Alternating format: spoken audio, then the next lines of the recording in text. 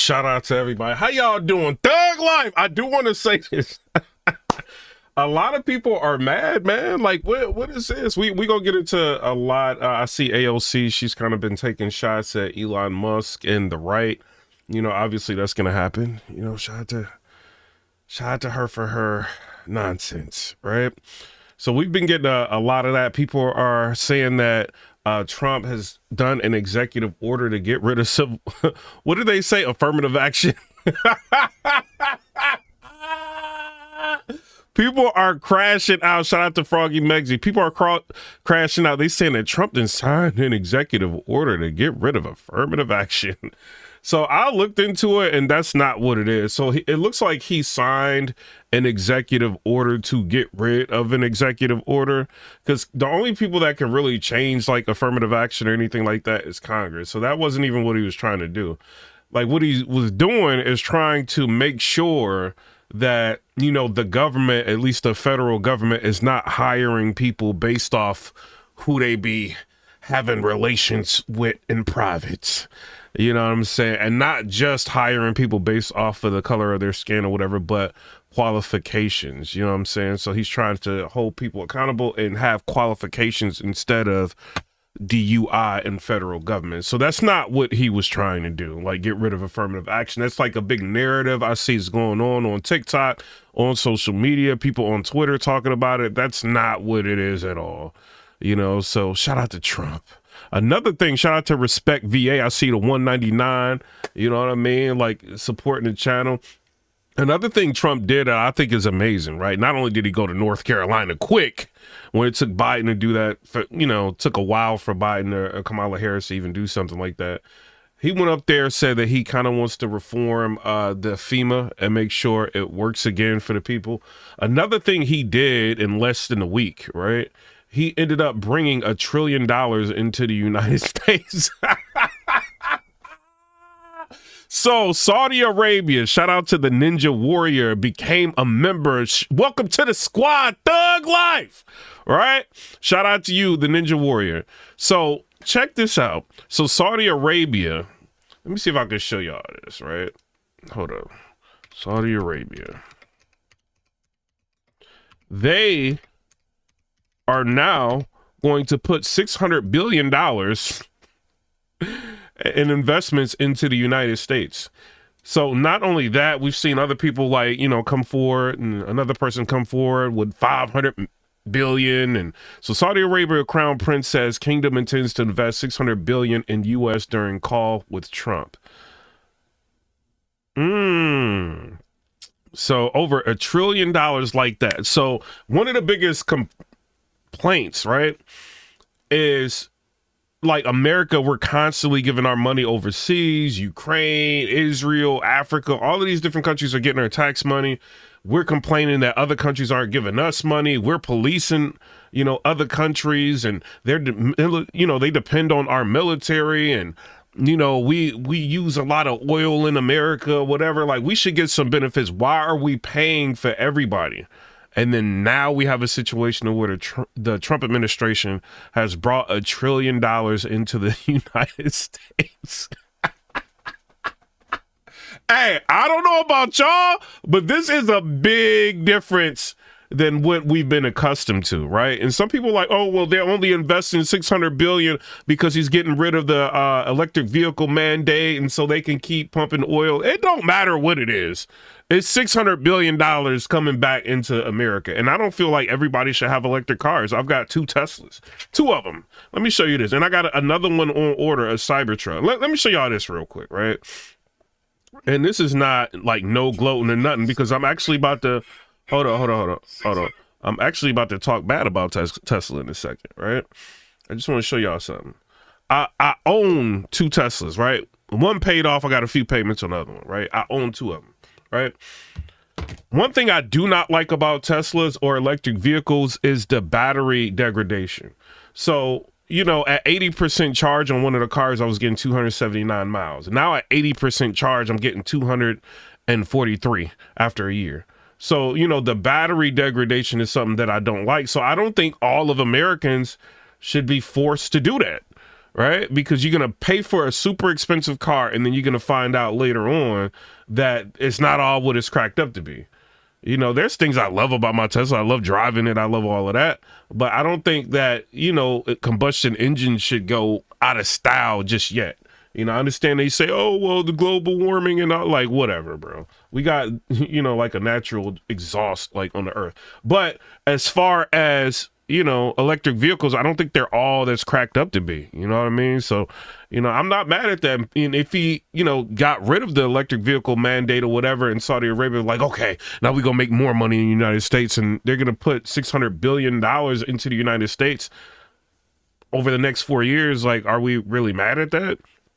Pick whatever car you want. If you want to be Greenpeace, get the electric vehicle, get a Prius, get something else, right? If you want to just be regular, like get a regular car. Like you have options in America. You're not being forced. Like one thing before we get into all of this, shout out to Chad. I'm just a vet, certified T, CB, Craig Wilson, you know, all of y'all in here.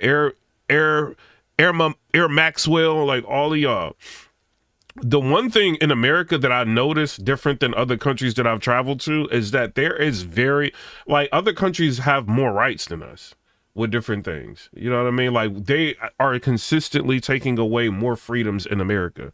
And they were about to take away your freedom to be able to choose whatever vehicle you want, you know, so that was going to be an issue. You know, so, you know, shout out to Trump for continuing to make sure that we have some selection in America. It says Dubai, United Arab Emirates, Saudi Arabia's crown prince said the kingdom wants to invest $600 billion in the United States over the next 4 years. Comments that came after President Donald Trump put a price tag on returning to the kingdom as his first foreign trip. Trump's 2017 trip to Saudi Arabia upended a tradition of U.S. presidents first heading to the United Kingdom as their first trip abroad. It also underscored its administration's close ties to the ruler of the oil-rich Gulf states but, you know, it is what it is. Whether or not they wanted him to be their first trip, whatever it is, like it's $600 billion. Like, how are we going to get mad at that? Like, I can't get mad at it, man. I can't get mad at it. Y'all mad at it? I can't get mad at it. Somebody said, Piper Boy, good evening. Shout out to you. Somebody, how much full battery? A full battery is supposed to get 320 miles. This is what Tesla doesn't tell you, right? So you get updates a lot. You know, like your phone gets updated with new software. Like my car is updated at least 2 or 3 times a month. Like they add new features. They, you know, it sounds cool. But one of the things they do is like efficiency, right? Because I guess what do you call the people that check to see if the electric vehicles is actually doing like the miles that they claim? Well, them people, right? Like they have a certain standard and I don't know what it is, but it seems like every time the car updates, it's like less and less range. So it's more close to what you really get. Like if it says like you get 300 miles, 320 miles range, you're really going to get half of that if you're on the road trip.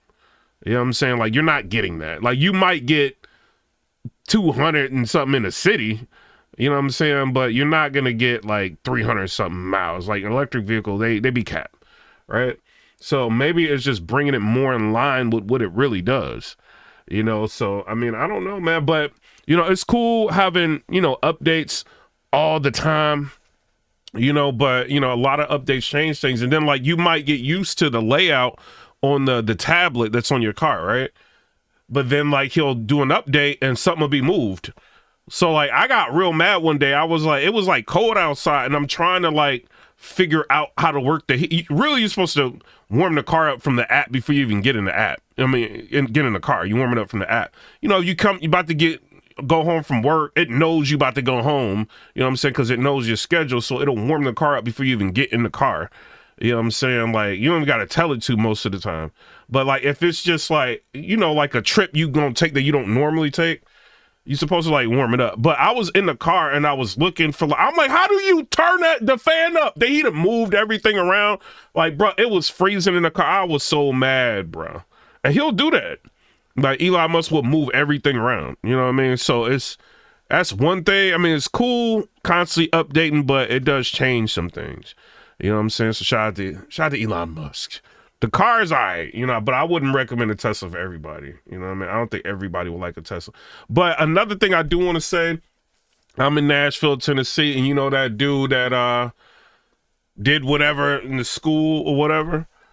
Like, he's trying to blame, like, Candace Owens, really, in his manifesto. A lot of these manifestos, I'm going to be real, like, I kind of look at with a side eye. You know, it's like it's a black dude that did that, like young kid that did that. But it's like with a sad eye, like who's really writing out manifestos? You know what I mean? Like that's kind of interesting, like when you really think about it. Like, do y'all be like writing manifestos? I don't be writing memoirs and manifestos. As soon as something happens, a manifesto comes out. Like, like Christopher Doherty, whatever his name was, like a manifesto, like really? But yeah, like Nashville, Tennessee has been kind of crazy. A lot of people been like concerned over that. You know what I mean? I had to take my kids out of school for 2 days. You know what I mean? Because just to be safe. You know, but you know, it is what it is. But yeah, they trying to blame Candace Owens for that. People will do anything, man. But let's get to this. So it says, Pierce Morgan, you sound insane. Cenk versus Andrew Wilson on Trump pardon and more. I cannot wait to hear this, bro. When it clearly isn't. I think you're an idiot. I think you love that coup on January 6th. I think... Yo, Cenk be going off, bro.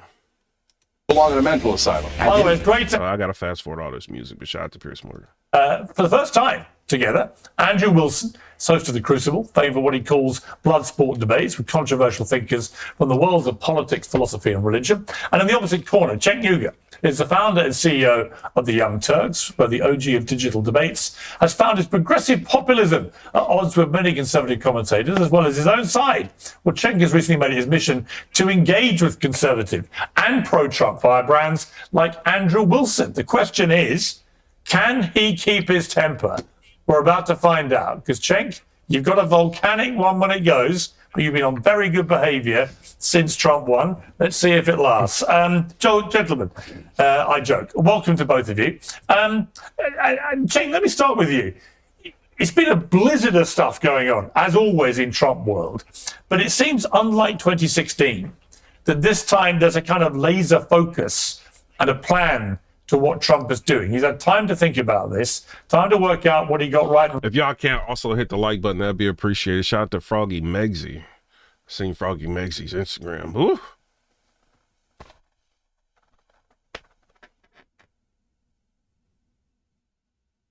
Shout out to Froggy Megsy. You know them Republican girls.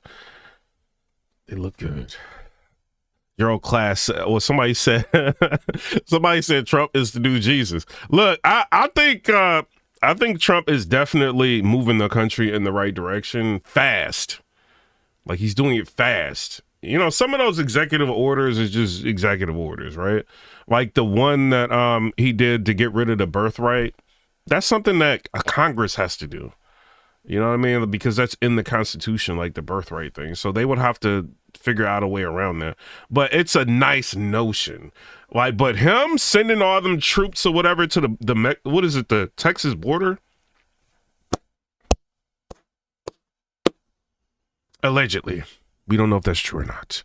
You know what I mean? It's a lot of news that's going on Twitter. One thing I do want to say about Twitter, you don't know if everything you see on Twitter is real.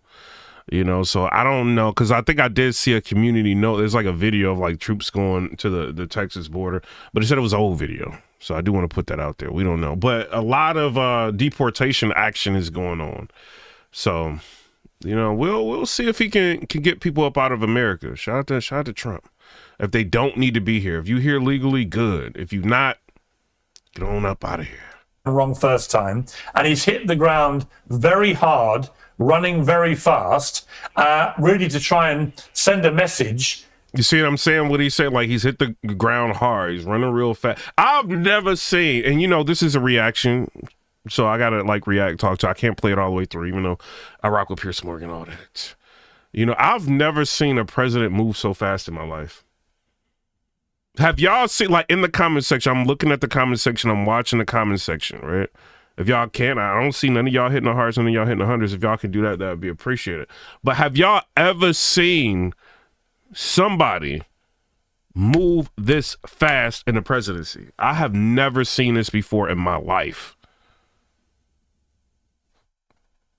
But Biden messed up a lot of things he's got to try to fix, so we'll see. Right. This is the new America. What do you make of it?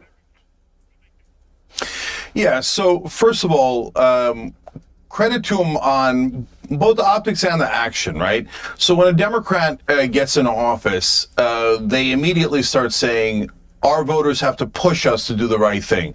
And then they say, don't push, don't push, don't push. Hey, how about we elect you and you do your goddamn job, right? And for Democrats, that seems to be a really hard ask, right? So that's why I'm so frustrated with my own party. Oh, what? No! No, Chink is frustrated with his own party because they're upset that Donald Trump is actually doing what the American people wanted them to do. And the Democrats can't take it. So Chink is frustrated that they're not being reasonable. When have y'all thought, have y'all ever thought Chink would ever be this midline? I've never seen Chink like this. Wait a minute. I have never seen him like this, bro. Reasonable? It's like he ain't got nothing to say. He's frustrated with his own party? Nah, man. What is going on? Trump comes in and goes, you want to see something? Boom, here we go, day one. Oh, it's signing after signing after signing, executive order after executive order. So give him credit for that. Number two, give credit to Susie Wiles, who ran a brilliant campaign and now seems to be running a very... See, he said give him credit for that. That's what he's saying. Tight ship as the chief of staff. Now, when it comes to the actual orders, I disagree with tons and tons of them. But some of them are expected. We're getting out of the Paris Climate Treaty, which is a disaster for us to get out of. But once Trump's elected, that's fait accompli. Hold on. Joseph Hamrick, shout out to you. He said Trump belongs in prison. Wait, so you don't think Biden belongs in prison? Didn't Biden just pardon Dr. Fauci? Didn't the January 6th committee allegedly, this is what Trump and everybody saying he's the president of the United States.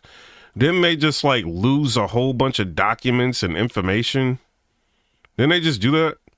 Didn't they get pardoned? Don't you know, if you do something like that and you start losing information and all these things get deleted, you normally get prosecuted for stuff like that. But Biden's out here giving pardons for that. Have you seen Hunter Biden's laptop information? He got pardoned. You don't think that Biden should? I was very surprised when Biden walked into the inauguration that Biden didn't walk into handcuffs. I was hoping that would happen. I think Biden is the one that needs to be locked up, honestly. I don't think it's Trump. So it's not like you should be overly surprised by that. The pardons of the violent criminals on January 6th. Exactly. Orders are great. I don't know what executive order does he not agree with other than what doesn't he agree with? I'm trying to figure out. I didn't hear anything Trump did that was yo, I don't agree with that. I don't what. I'm about to rewind it because I don't know what order this dude is talking about. I think he's just trying to disagree, just to disagree. That's fait accompli, so it's not like you should be overly surprised by that. The pardons of the violent criminals on January 6th is unacceptable, except for the fact that it was super obvious that... Bro, when did January 6th happen, right? What was that, 2020 or something like that? What, we in 2025? Normally, some of the people have, assault, right? So with an assault, 5 years for an assault, that's crazy. That is crazy. In the real world, if something happens and somebody hits you or something like that, I'm talking about the people that went too far, right?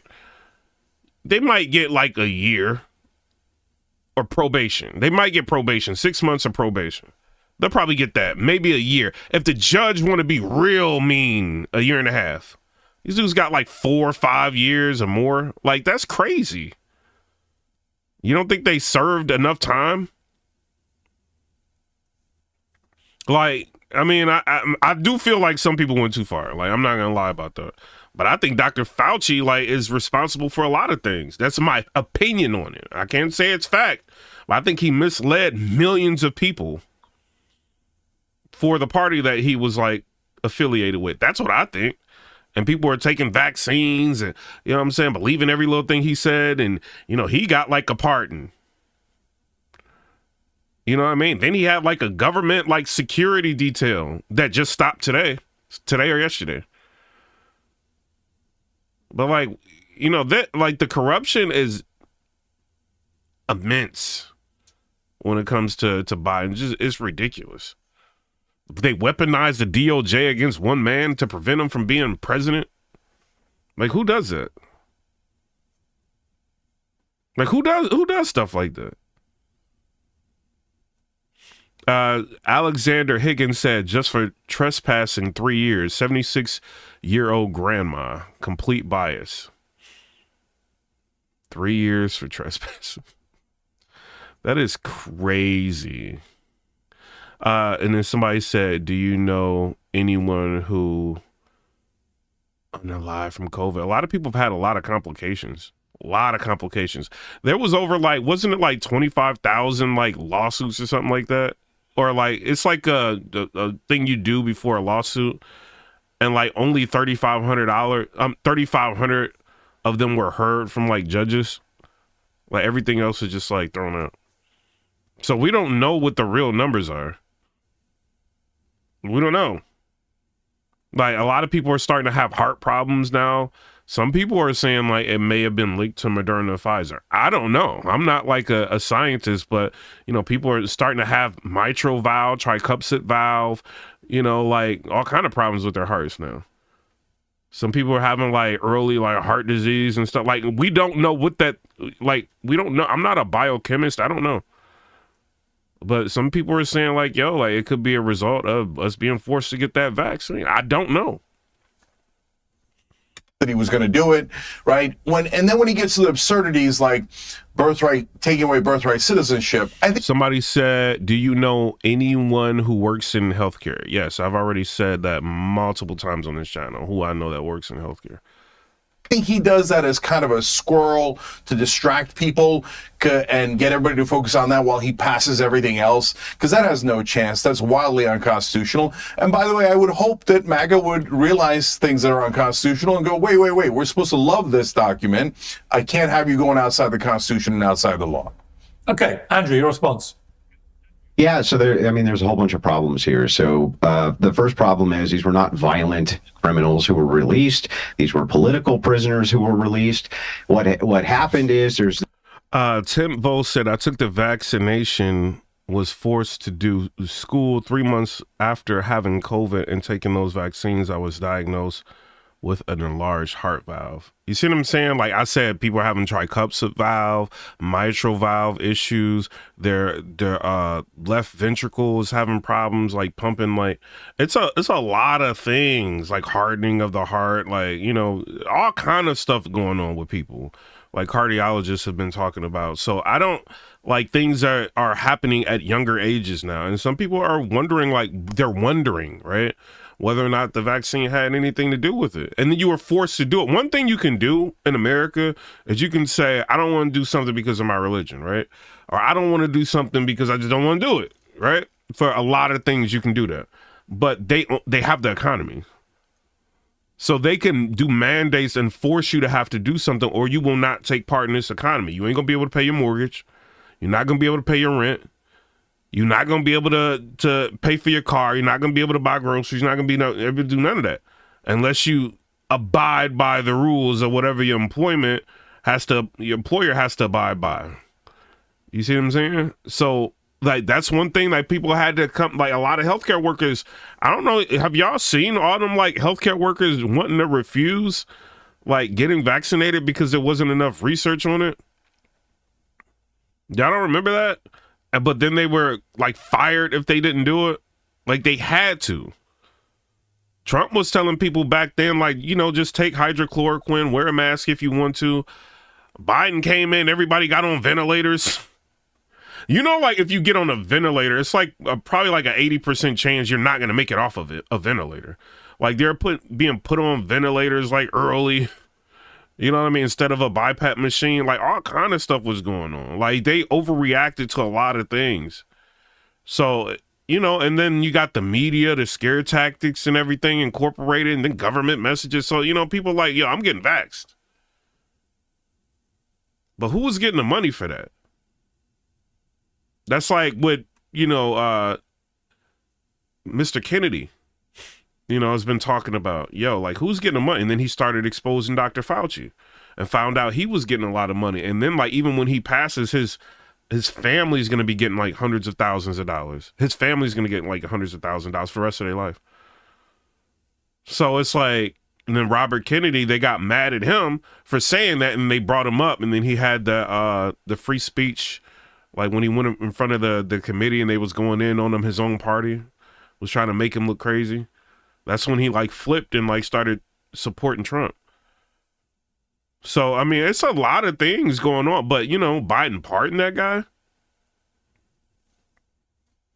Interesting. Everybody that's a crook gets pardoned by Biden. And the only thing like a Democrat can really say is, oh, you don't know this and you're not educated and you're not, they can't tell you nothing. You sit there, you argue with one. They go to ad hominem attacks. Like they don't know what to say. They can't defend this. Like I can't. Like if I call somebody a Democrat up and I talk to them, they cannot defend these actions. They just say, "Well, Trump lied about his taxes." Yeah, but did you just hear all of that stuff I just said? You don't know anything. It's emotion. It's motion versus reality. Facts. The fact is Biden is pardoning people that should not be pardoned.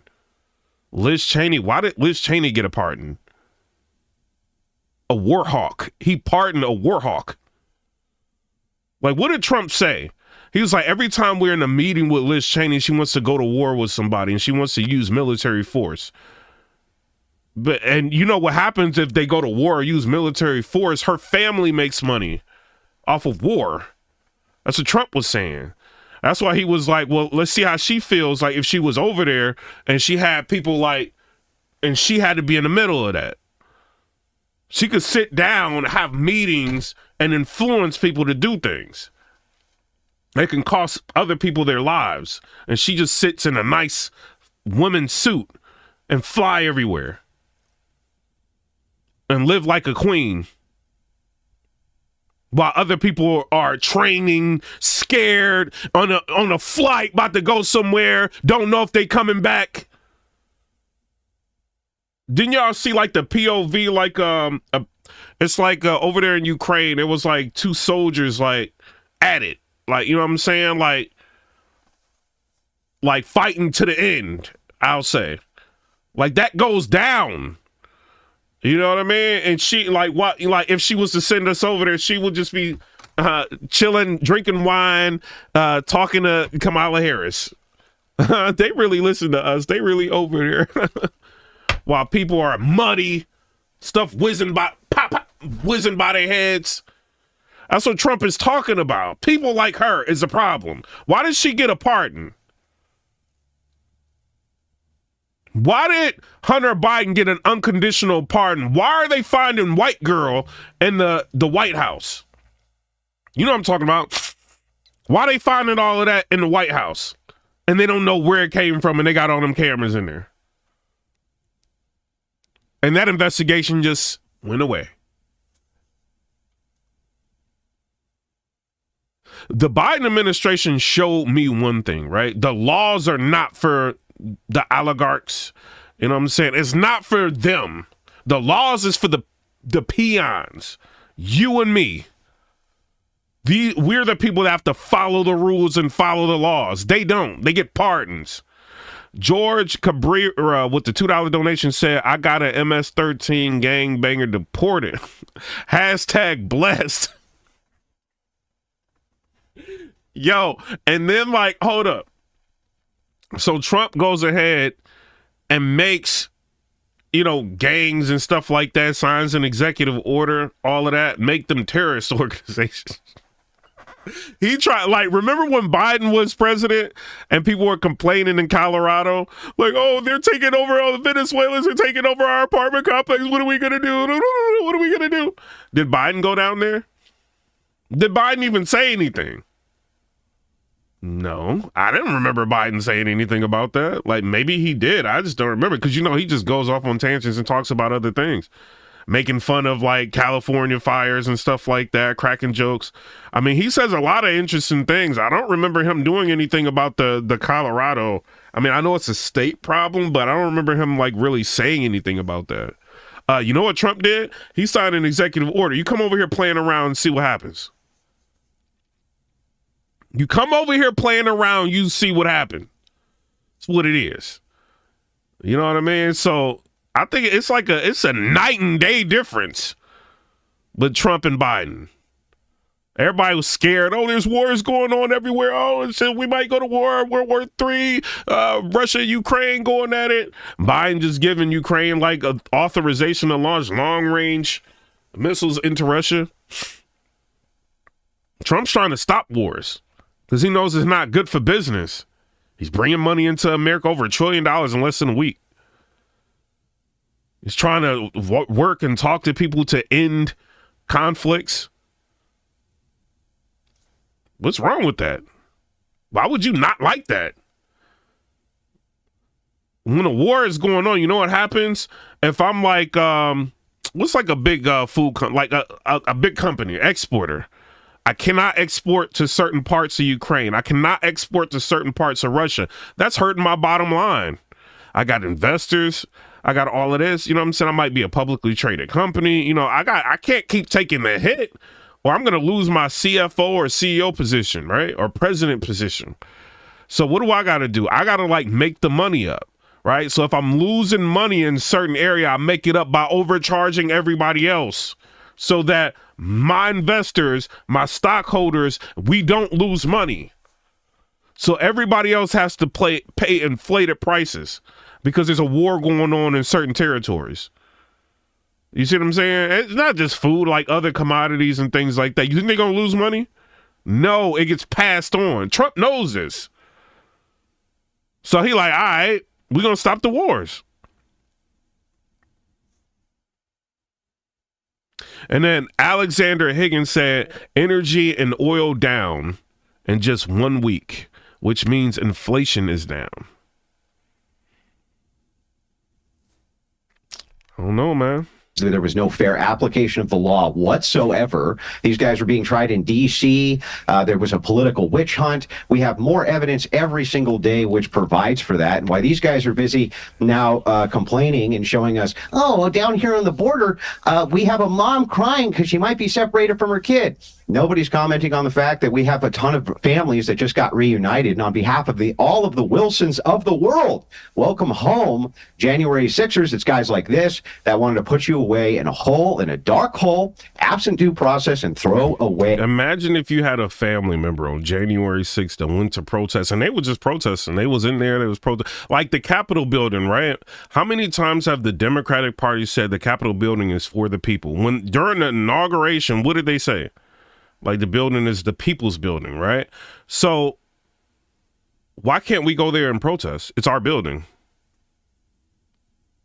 So let's just say you go there and you protest and then they just start arresting everybody and you get caught up in an arrest ring and you really didn't even really do nothing too bad. And they start they throwing you 5, 6, 7 years and they take you away from your family. All because this is politics and it's a January 6th committee that's doing this. Imagine your father or your mother, you know what I mean? You young and you just, they we want to protest and this is what you do in America. If something is not going right, you just go and and then they go and they protest, they get locked up. Their kids are displaced. Maybe, somebody who was there, maybe they had somebody watching their kids or whatever, you know what I mean? Didn't really have stable family that would just take over the, you know what I mean? For the kid. And then what happens to the kid? Well, it's a lot of things. Maybe you had somebody that got arrested that was taking care of an elderly parent or grandmother or something.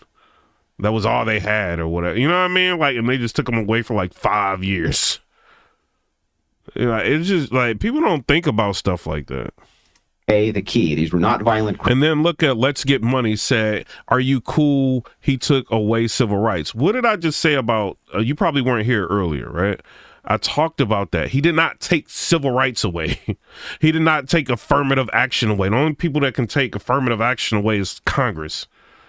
You know what I mean? Like he did an executive order to get rid of an executive order that was like packaged into all of that. An executive order is a DEI like type executive order to where like the federal government had to put weight on hiring you based on your gender, who you doing, you know what I mean? Like I can't even talk about the rainbow stuff. You know what I'm saying? Like all of that, like they make hiring decisions off of a lot of that versus whether or not you qualified. That's what he did. And this only applies for federal jobs. This is not like a private sector, like getting rid of DEI. Like that's not what it is. So it's a lot of misinformation, and maybe you don't know. Maybe you just like looking at like liberal media, CNN, and you know, maybe you listening to Don Lemon, or maybe you hearing something on TikTok. That's not what he did. He did not get rid of civil rights. He did not get rid of affirmative action. None of that is true. He's trying to make it a merit-based system to where they actually hire government employees that know what they're doing versus what color they are or what, you know what I mean, what race they are, or who they're doing this, or whether they got a rainbow or not, or whether, like, he don't care about that. He's trying to make you see how inefficient and ineffective the government is? Have you ever tried to call the government for anything? Let's just say you lost your social security card or something, and you gotta like get in touch with the government. You know what I mean? You gotta do something. Like it's designed to not deal with you. You know what I mean? It's how the government is. It's designed to not deal with you. They give you a hard time. It's a lot of problems, like everything. Like he wants to make it effective and efficient. And like another thing he wants to do, not to digress from that, he wants to get rid of like bloat that's in government. There's some departments in government that should not be in government. Like the government issue is what conservatives have always said. And I just started really realizing this, right? Like a government is going to try to make itself bigger, right? It's an entity. It's just you don't want to be smaller. You want to make yourself bigger. The problem is when you start adding different departments and offices and more employees, you need money. Where are you getting the money from? And then you get like Joe Biden hiring like 80-something thousand IRS agents to come after you and me. You see what I'm saying? That's what starts happening when government gets too big. Somebody said, like military spending. I'm not really mad with military spending because I think we have one of the most powerful militaries in the world. You need to have that. You don't need to be like Russia having a bad navy. You need to like keep upgrading the gear. You do. You need that. That's why like when the United States says something, it's a big deal. When we do something or if they think we're going to make a move, it's a big deal. They listen or they want to like, hey, $600 billion to America. They know they might need us. And that's what Trump is saying. Like, yo, we're policing everywhere. Like, why are we paying more money? Why isn't the United Nations chipping in with these wars that's going on, or United Nations chipping in with this and that? Why are we policing everybody, helping everybody with our military? They need us, but then we're paying more money than everybody. That makes no sense. But yeah, like the military, like I'm not really mad at the NDAA, the National Defense Authorization Act. I was mad at it when Obama put in the to where I think they can detain American citizens without habeas corpus. I didn't like that he put that in there. You know what I mean? Obama, but normally the National Defense Authorization Act, I don't mind. I didn't like Bill HR 347. You know what I mean? Like, I think that was during the Obama administration. It was like an anti-protest bill. I did not like that. There's a lot of things I didn't like. You know what I mean? But when it comes to military spending, I ain't really that mad at it. You know what I'm saying? Like, we need like a powerful military. If Russia want to trip, or somebody want to trip and come over here, like, you know, our military is very, very good. Criminals, by the way. Well, hang on. Okay, Andrew, hang on. Let me just stop you there. So I actually interviewed one of the protesters, Jacob, who was a QAnon shaman guy, and I also had a capital. Hit the like button, subscribe to the channel. Wait a minute. Stop playing. Y'all act like I got, like Piers Morgan sitting over here with 3.6 million subscribers. I got 100,000. It's okay. You can subscribe to a black guy. Like, subscribe. Stop playing. What's up, Amama Magazine? Help me get 100,000 subscribers. Shout out to you. Let's Get Money said, how do you feel about the 13th Amendment? I mean, like, I don't like, what I want to ask y'all a question in the chat, right? What do y'all think about birthright? Do y'all feel like that should be a thing? Do you think they should get rid of birthright? What do y'all think? Been working that day, and what they both agreed, very interestingly, was that they both condemned the violence against police officers that day. So if you can have one of the protesters who've just been pardoned concede that the violence that was perpetrated by some of the protesters was wrong, unacceptable, and should be condemned, why would you categorize it as non-violent? Well, I didn't categorize it as non-violent. I said these are not violent criminals, which is how it's being. But if you're perpetrating violence because there's some, because there, what, how many? A few, a couple. This guy on May 30th of 2020, with the White House was under siege. It was attacked. Over 100 Secret Service agents injured. We had they were burning down stations. This guy said, "Oh well, Trump had to go hide out in his bunker." Can you imagine if the roles were reversed and Donald Trump came out and was like, "Oh, AOC." Somebody said, sup, homie. Somebody said, bro, I haven't been able to get taxes for the last 4 years. I was audited, and the IRS do not want to return calls. They owe me 4 years of taxes I've been paying. Yeah, I mean, it's the government. They're big. It's like, what are you going to do? Like, they're bro, the government is extorting you, bro. Do you willfully pay taxes? Some people willfully do it. They want to do it. Like, do you really see IRS agents anywhere? Like, you know what I'm saying? Like, it's just you choose to report, right? You need to, you know, like, the rules are you're supposed to report, but, you know, they don't be walking around, you know what I'm saying? But they do whatever they want to do. They issue you audit, they do whatever. Try to take your property, they do whatever, and then try to get in touch with them. Good luck. You don't have to go downtown, sit down, take a car, wait, you know, hours to go. Like, bro, the government is so inefficient, it's ridiculous, and you paying taxes for this. Somebody said, who needs the Constitution or rights? Just throw away. Y'all is crazy. Somebody said, Payne said 13th Amendment, yes is the right way. I mean, like, what is the 13th Amendment? Like slavery or something like that? Like servitude? Like you shouldn't like have slavery or servitude and all that. Somebody said, PH said he would literally support repealing the 13th Amendment, then asked what it was for.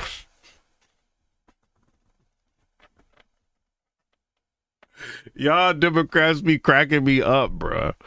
Y'all crazy. He had to go hide. All these politicians had to go hide. He doesn't care about political violence. The left doesn't care about political violence at all. They'll use it when it's expedient for them. They always do. Pointing to a couple of bad actors at this thing and saying all of them have to be thrown. They do that. Like once you destroy the affirmative action executive order, like rumor that's going on that, oh, Trump signed an executive order to get rid of affirmative action. He never did that. He got rid of an executive order that was attached to all of that. You know what I'm saying? Like it was an executive order to get rid of an executive order that was basically DEI for the federal government. Like is what he got rid of. Like he didn't get rid of affirmative action. Congress has to do that. And then they go, well, what do you think about the 13th Amendment? And that's like slavery. You know what I mean? It's like they do, like, come on, he's going to repeal the 13th Amendment like that. Like, y'all just be wilding. Y'all just love like high gas prices and love high food costs and love like Biden not doing anything. Y'all just love. Why y'all be loving that? Like, why?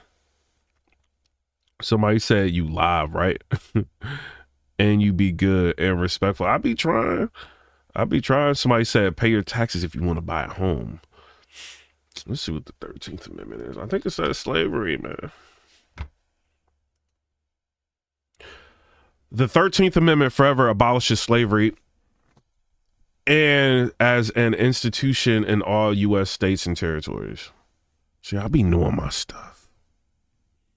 Away, and the key thrown away with them is insanity. And no, I don't think so. I think it's a miscategorization to frame all of them as violent criminals, and that's they weren't all violent at all. I mean, that's what he was doing. That's what he was framing it, though. Yeah, so I don't. And Cenk, I do not agree with that. I don't think all the 1,500 were violent. In fact, we know for a fact they weren't. A lot of them are not. But I didn't say violence. Yeah, I didn't say that at all. That. So look, no, all right, whatever, dude. So on the editors, we've been super clear about this, and as always, we're the one guys set of people who are fair. You'll see both sides do all this extreme stuff like Andrew's doing. Hit the like button. I only got 31,000 views. Stop playing with me.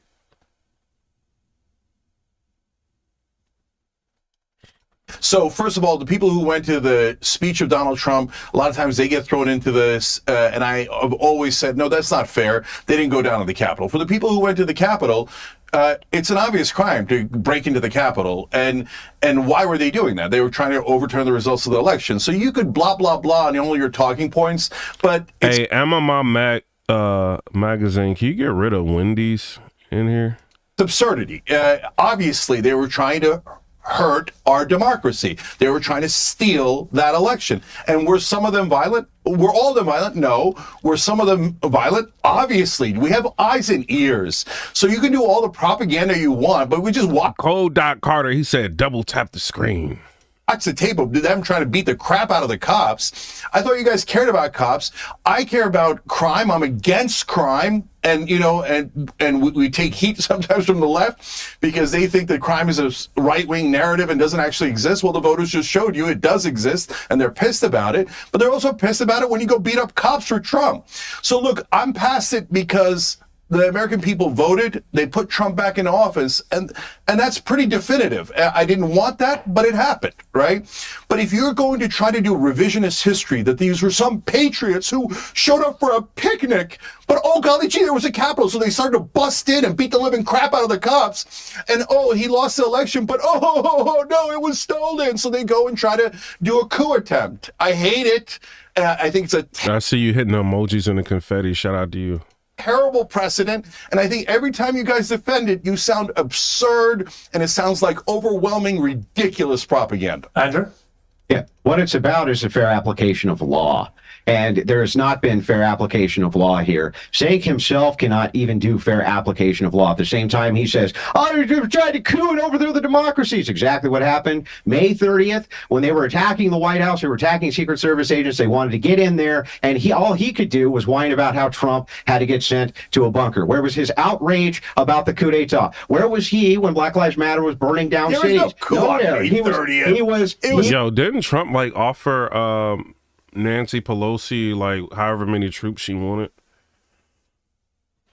Didn't he do that? Something like that. She could have had. I think he said it in his speech. She could have got 500 up to 10,000. If she wanted, if she felt like it was a real issue, and she just didn't accept it. What do y'all think about that?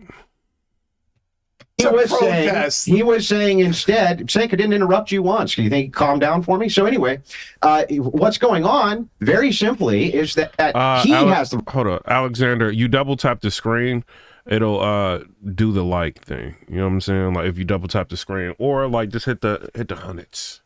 The hundreds. Revisionist history. While at the same time, the Democrats are saying, you got to stay home. Exactly. And I just did subscribers only because sometimes the chat goes so fast, and then I'm talking to people that's not even subscribed, like trolls and stuff like that. If you're gonna troll and stuff, at least be subscribed. Ron said the system so messed up, these Democrats. Pig Daddy said he requested, she denied it. Yeah, he offered him, she didn't want it. And then Alexander Higgins said yes, Pelosi refused, and then blamed him. Nancy Pelosi didn't even go to the inauguration, I don't even think. home and stay masked up. They're telling other people, go outside, burn down cities, make Chaz chop, a nice free independent zone. I don't know how you could say that that's anything other than an insurrection, to say that this is now no longer part of the United States government, have your own armed militia there, the entire 9 yards. May 30th, they attack, and this guy says nothing. Suddenly, J6, though, oh my God, they're violent extremists. They're going to overthrow democracy. It's all nonsense. It's not fairly applied. He's never fairly applied it. The laws has never been fairly applied to the J6ers. They were tried in D.C., not in front of impartial juries. And here's how our law works. Our law works like this. 1,000 walk free, so one guilty person doesn't spend a day in prison. That is the precedent for our law. That's why they got pardoned, and it's exactly why they should have. Yeah, and Andrew, on the ending the birthright citizenship, can I just address hang on, Czech, I'll come to you in a moment for response. On what Czech mentioned also about the ending the birthright citizenship is one of the executive orders. Do you think Trump intends to do that? Because it seems to me he's already won the debate about illegal immigrants who are here are criminals in America. Yep. Everyone pretty much agrees they should be sent back, including the million who've already been processed but haven't been deported yet. So all of that seems to be very popular, but there is a lot of anger about the idea that you may end what seems to be a very American thing, the very ethos of the country, this birthright citizenship. What do you feel? It's a very un-American thing. The 14th, or I'm sorry, this was never, by the way, never set up so that people could come in, have a baby, and then anchor themselves to the child. And that's what's been going on. It's been going on for years. We know it's been going on for years. This was designed for things like for immigrants who came in legally. They have children here. Of course, those are United States citizens. Nobody's disputing that. What we're disputing is that you can just come in illegally, have a child on American soil, and then try to anchor yourself to that child. That is not in the spirit of what we're even talking about. Of course, Trump wants to end it. It's bad policy across the board. It's always been bad policy across the board. And I hope the Supreme Court, it gets challenged by the Supreme Court so we could get it in front of them so that they can interpret it correctly, because that's not the way this is supposed to be applied. Cenk?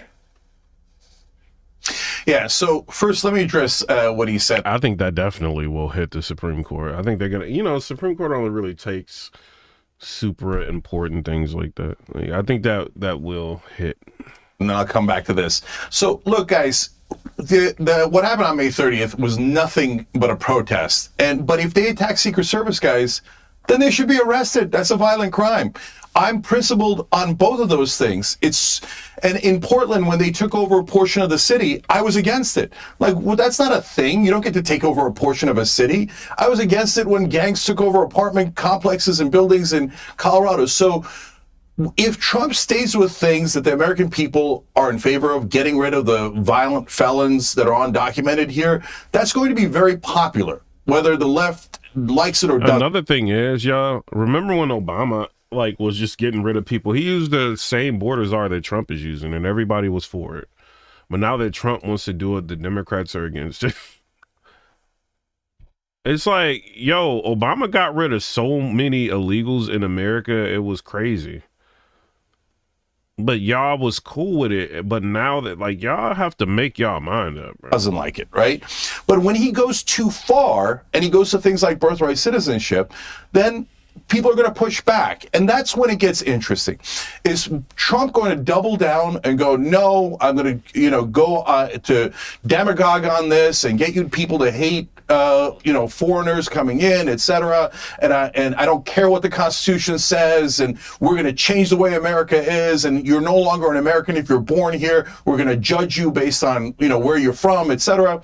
That'll be very unpopular. Does he dig in, or does he, as he does sometimes, go, man, you know what? I gave it a shot, didn't work, and retract. I hope that that's the direction he goes, because look, brother, if you have a problem with a part of the Constitution, you need to go through the right process. You need to go and do an amendment. Like, I want to do an amendment to get money out of politics. But when Biden was in office, I didn't think he should just come in and go, forget what the Supreme Court said. Forget what the Constitution said. Bro, Cenk, so you mean to tell me, you're just super cool with people flooding our borders and because of birthright? This is what I'm getting from him. This is what I'm starting to feel about Democrats, right? Shout out to Democrats, but I feel like y'all are just trying to, I don't know if I want to say this. like when I look at Gavin Newsom, right? I think he's like trying to sell America out, right? Just let people flood in, no voter ID laws, like all of that, just come and just infiltrate and take over America. Is what I look at him. Like, a lot of these Democrats are literally arguing for the country to be destroyed. So there will be no more country, is what I feel. So it's like, if y'all don't like America and then y'all want like this to be like Mexico or Brazil, why don't y'all just move to Brazil? Like, I don't understand it. Like, why are you like sitting here trying why do y'all think they want to move from Brazil? Why do y'all think they want to move from Mexico? Why do you think certain people from Africa want to move here? Why do you think they want to do that? You think they want to move here because their places are better? Like, because people are coming from different countries and going through Mexico to come up here. You think their countries are that much better? You want to make our country like them? That makes absolutely no sense to me. So Chink's sitting here like, oh, well, he wants to, there's certain ways you do the amendment and you like, bro, you know it's a problem. Birthright is a problem. They're literally coming here pregnant, dropping kids and feel like, now our kids can vote for whatever we make them vote for. They have kids at a higher rate than we have kids. Black people. They have and then there'd be the black people that be advocating for this, like on TikTok, like, well, oh wait, he just trying to kick people out. But I don't see like no foreigners like advocating for black people, but we the first people who've been disenfranchised to be advocating for these people to take over and further disenfranchise us. You think when they come over here and they start dropping kids, you think they're gonna be telling their kids to vote to help you? You're going to get outnumbered real quick. We don't be having kids all like that. They're going to outnumber you real quick. And then you know what the Democrats are tired of? They're tired of black people always asking, oh, well, we keep giving y'all vote, our vote. When y'all gonna give us reparations? They tired of that. So they would rather other people to flood in here and they can get more numbers and then they don't have to pander to you anymore. And then you're really going to be disenfranchised.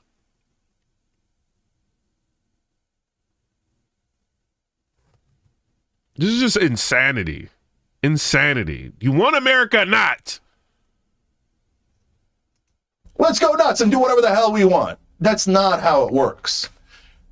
Well, gee, I never thought about that. I didn't know that we were supposed to go through a process of law for these things, which is exactly what Trump is doing via his executive order, which then hopefully will get it in front of the Supreme Court, which looks like that's what the plan is. Part of the legal process. By the way, just so you know, the interpretation of this, that's what we're really talking about, is the interpretation. Ultimately here, it is not, and you need to agree with me on this, it is not in the spirit that you can come in and have a child here and anchor yourself to the child specifically. So Dream 2 said two types of people, those that understand capitalism and those that do not. Hold on. Yeah, and that those that do not and work against it, yet elect to be in those countries. Another thing is, right, and shout out to Wendell Wilson with the 199 said, if Trump hadn't won, America would be no more. I was really about to move out of America. Like, y'all don't even know. Like, I've been looking at, like, Thailand and, like, other places. Like, I've been really thinking about getting up out of here. I'm like, I cannot do another 4 years of this. Like, and if Americans are so brainwashed by the left, I'm out. Like, I do not align with this country no more. It's being destroyed. Everything is being given to, like, other countries. Like, I'm not about to be doing this. And y'all just sitting around letting this old dude just lie to y'all. And y'all don't care. Like, I'm out. Like, I was this close. Like, I own my house. I could, like, rent it out. You know, it's a really nice neighborhood in Nashville. Everybody coming here. I can just rent it out and just off the rent, like, living, you know what I'm saying? And, like, do content creation on, like, different platforms and stuff like that and sustain myself in, like, Thailand. I was thinking about really getting up out of here. Like, but I'm glad he won, bro. I'm glad he won. But yeah, he said if Trump hadn't won, America would be no more. I feel you on that. So that you have some pathway or motivation. And then you're talking to these people like Chink. He knows this is terrible. Like the flooding is terrible. Bro, there's people that's on TikTok, illegal immigrants who have TikToks bragging about like how they got free dental, bragging about how they got free surgeries that they needed in America. You, as an American citizen, go have a surgery that you need. Maybe you need a knee replacement, joint replacement, shoulder replacement. You need something, right? All the money that you're going to have to pay. Let's just say, oh, God forbid, something happens, you have a TIA, like a heart attack or something like that. In America, oh, Lord. The hospitalization bills. But they can just come over here and get all kind of benefits. We finding out. Think of like how you go to a dentist, you American citizen, go to a dentist and see how much they're going to charge you. I had to go to a dentist. I got braces. My teeth are straight. You know what I'm saying? Like all of that, just, braces and all that crazy money, which I'm not saying the government offer braces, but just dental work is expensive. And they can just come and get it. Like, that's crazy. And then the twins with the 99 cent appreciate you, bro. But yeah, that's ridiculous. Like, they just come over here and get everything. It's like the Democrats just like, come on. And then Eric Adams in New York giving them $350 a week for free groceries, food vouchers, $1,400 a month in food vouchers. You have to work to make money for food. And you get taxed on what you buy, depending on what state. I'm in Nashville, Tennessee, so they charge taxes on food. So it's like, depending on so we paying all these taxes and all of this stuff, and then they could just come here and get all of this for free. That is insane. And then Pig Daddy said, heart attack survivor here, 1 meal solid. Yeah, appreciate the doctors for keeping you here. You know what I'm saying? And Rufio Banning said, so a perk said, that makes me sick. Yeah, man, it is what it is. And Ron Ryer said, I'll be joking about that all the time, but people do not realize how serious I am. I don't know, man. Let's get back to this argument. But I think Chink he's for selling out America, man. Like, it's just what it is. Like, I used to watch TYT when I was a Democrat, like when I didn't know no better. But they're selling out America, like, quick. Citizenship. Why do you think, bro? One thing I will say, I seen Kamala Harris. She was on Univision, right? And this lady was talking to Kamala Harris in the town hall meeting, and she was like, I have my mother and father was in America, right? They're foreign, they were illegal. I worked hard to make sure that my father got his citizenship, right? She was an anchor baby, right? So I worked hard to make sure my father got his citizenship. So that was good. She got him his citizenship, but he still came over here illegal, but whatever. Nobody cares about the law, right? And she's like, but my mom was sick, and unfortunately she passed away before I can help her get her citizenship. So she wasn't able to get the health care that she deserved, right, is what the lady said. So I don't know what it was, or maybe it was cancer. So I can't remember what the lady said it was that she passed from. So she was like, and at this time they'd already been here for a while, you know what I mean? So they weren't like going through the process of coming here or nothing like that. Like, they just have been here for a while. So she was like, well, Miss Harris, like, what are you going to do to make sure that illegals get the health care that they deserve? She literally asked the vice president of the United States this. And I was looking at the screen with like, Kamala, you better tell her what it is. Like, like if she was dying and it was a situation, like, she should have went back to her country and got fixed or whatever was going on. You know what I mean? That's how I feel about it. Kamala Harris placated that girl. Instead of just telling her, well, y'all came over here illegally, you can get the health care you feel like you deserve when you're legal. Like, she should have said that. She didn't want to lose them votes because she understands, Kamala Harris, that there are no voter ID laws in places. So she don't want to say nothing bad because, they might vote against her. But she's the vice president of the United States, placating a lady that just asked her a question like that. What are you going to do to make sure people who are living in the shadows, which is illegal people, get the health care that they deserve? Like, what? That is crazy. Let you get sick, an American. You are 1 or 2 hospital emergencies away from bankruptcy in America. You say it's not a part of the legal process. Yes, these challenges, getting in front of the Supreme Court, getting in front of various courts is part of the process. It's been done this way time and time and time again. Also, I reject categorically what you said, just lied to the audience. You called Trump bunker boy, right? He was going down to the bunker during the protest to inspect it. Ha, ha, ha, ha, ha, right? You didn't care at all. You weren't denouncing political violence. You weren't denouncing these people getting beat up. You didn't care when the violence is on your side like a typical Democrat. You don't care at all, Sank. You don't care. And you've never cared. The only reason you care now is because you want to kiss. And I condemn it every time. Yeah, he called him Sink. His name is Chink. I hate saying his name, man, Chink, like, because it sounds like bad, but that's his name. People I call it Snake. Literally okay, I'll every say time. Snake. But the thing is, Snake, is that you're just trying to kiss the right wing's ass now to get back in with them because the left has categorically rejected you, and that's what's actually happening. Cenk, is that what's happening? All right, you amuse me. Pierce Morgan's like, Chink, is that what's happening? Somebody said, Elisa said, stop lying about Trump.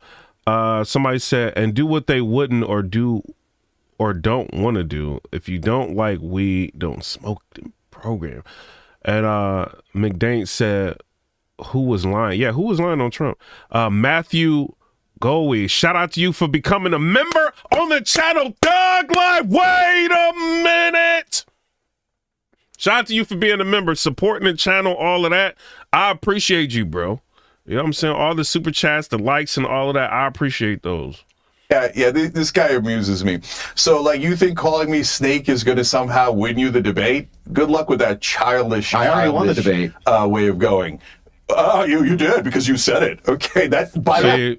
Typical Democrat, bro, is what Chink is doing. Like, they get emotional.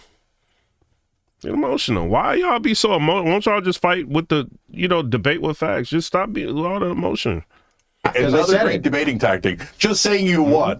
And second of all, we have 27 million. How many times do I have to say this? 27 million subscribers, 30 billion lifetime views. You're a pimple on my ass. I literally don't even. Yeah, Chink, all that means is you got like millions of brainwashed people watching. That's literally all that means. Like, people are brainwashed and they watching you. That's what it means. Know who you are. So you come in here talking about audience? And you're a snake. Okay, you're a turtle. You're a scorpion. Audience. Whatever. Do I win now? You say change, and then he's using bad words and like he can't like argue with this dude. Anything about audience? What are you talking about?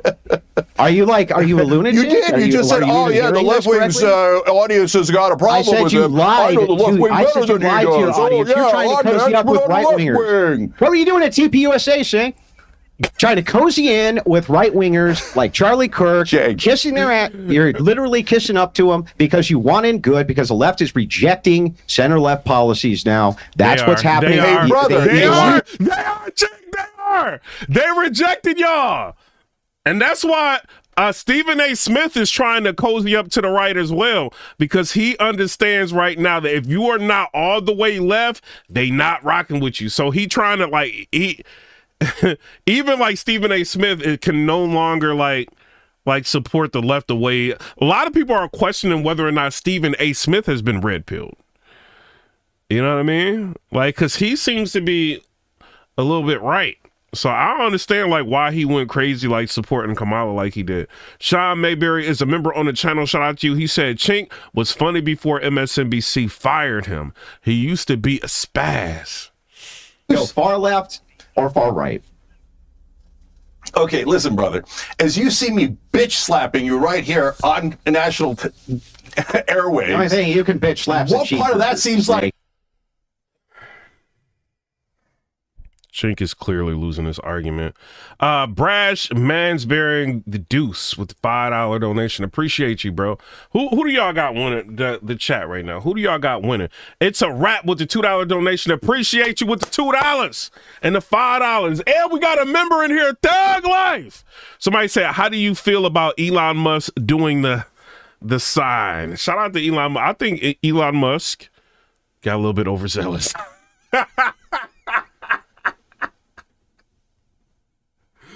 I think he got a little overzealous, man. I don't think he meant.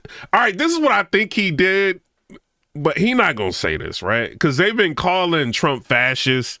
They've been like saying, "Oh, well, the Republican Party is that type of party and all." So I think he was just joking, right? That's what I think. But you know, it could have just been like his just reaction of, you know what I mean. I thought he was like making parody of it, like honestly, you know what I mean? But maybe I'm wrong about that. But I know they going in on Elon Musk about that. But he not even from America, and he's got like Asperger's. Nothing wrong with people that got Asperger's, you know what I'm saying? They got like superpowers, you know, ain't nothing wrong with them. You know what I mean? But I think he just, when he gets excited, like he does like interesting things, you know what I'm saying? Brash Man with the $1.49. Appreciate you, bro. Hey, cozying up. What's the part of that seems like cozying up to the right? I think you're an idiot. I think you love. This is what Democrats do when they lose the argument. I think you're an idiot. I think you're this, and I'm gonna ad hominem attack you and be mean to you, and that's what they do. Then they start giving you the faces. Look at his face right now. They start giving you, I'm going to be mean to you, because he can't, like, logically win an argument with him. Because Chink has been cozying up to the right. Am I right or am I wrong? Brash with the $1.99 donation. Appreciate you, bro. Shout out to you. Of that coup on January 6th. I think you hate our democracy. I think you hate our Constitution. So what part of that is cozying up to the right wing? I hate snakes like you who try to get in as good as you called him a B word and all of that. Shout out to Jalen. I see you hitting the hundreds in here. Appreciate you. Can with a weak right like Charlie Kirk when you have weaponized political violence yourself. Oh, Charlie Kirk is weak right and you're strong right. At the same time, at the same time, you say, "Wait a second, I can't believe the J6ers coup d'etat. You didn't give a damn. You've never." Yeah, this is just going like y'all. Chink is just losing it, bro. He is literally losing it. I said the age of MAGA, Trump sworn in. Let's see this. In the 30-minute American society and people watching abroad. Rash has gifted one membership. Shout out to you, bro. He gifted it to Adebisi Moss. Shout out to you. You are a member. Thug Life, appreciate you. I need to know that. Not about problem. John Baker said, congratulations. Shout out to you, bro. Solving for the radical left. It's about changing everything from gender to immigration to Green New Deal, change everything. And Biden was another thing. Guess who was talking? Bill O'Reilly and Stephen A. Smith. I'm telling you, Stephen A. Smith, bro. I think that dude is getting red pilled, bro. Captive to that, did not fight it one bit. And the result is that Joe Biden will go down in history as the second worst president in America that we've ever had, next to James Buchanan, the coward who was in office before Abraham Lincoln. But what Trump said today in his inaugural address was a litany of what got him elected. Yeah. It didn't change anybody's mind on the left. You know, I'd say 40% of the American public hates Donald Trump. It's a lot. Didn't change their minds. They're probably hating him more now than they did this morning. But Trump's mandate, and the only thing he cares about, is fulfilling his campaign promises. Yeah. You hear what he said? All Trump cares about is fulfilling his campaign promises. What did he do in that 49 minutes of executive orders? He was signing almost everything that he said, right? He even went ahead and signed a TikTok executive order.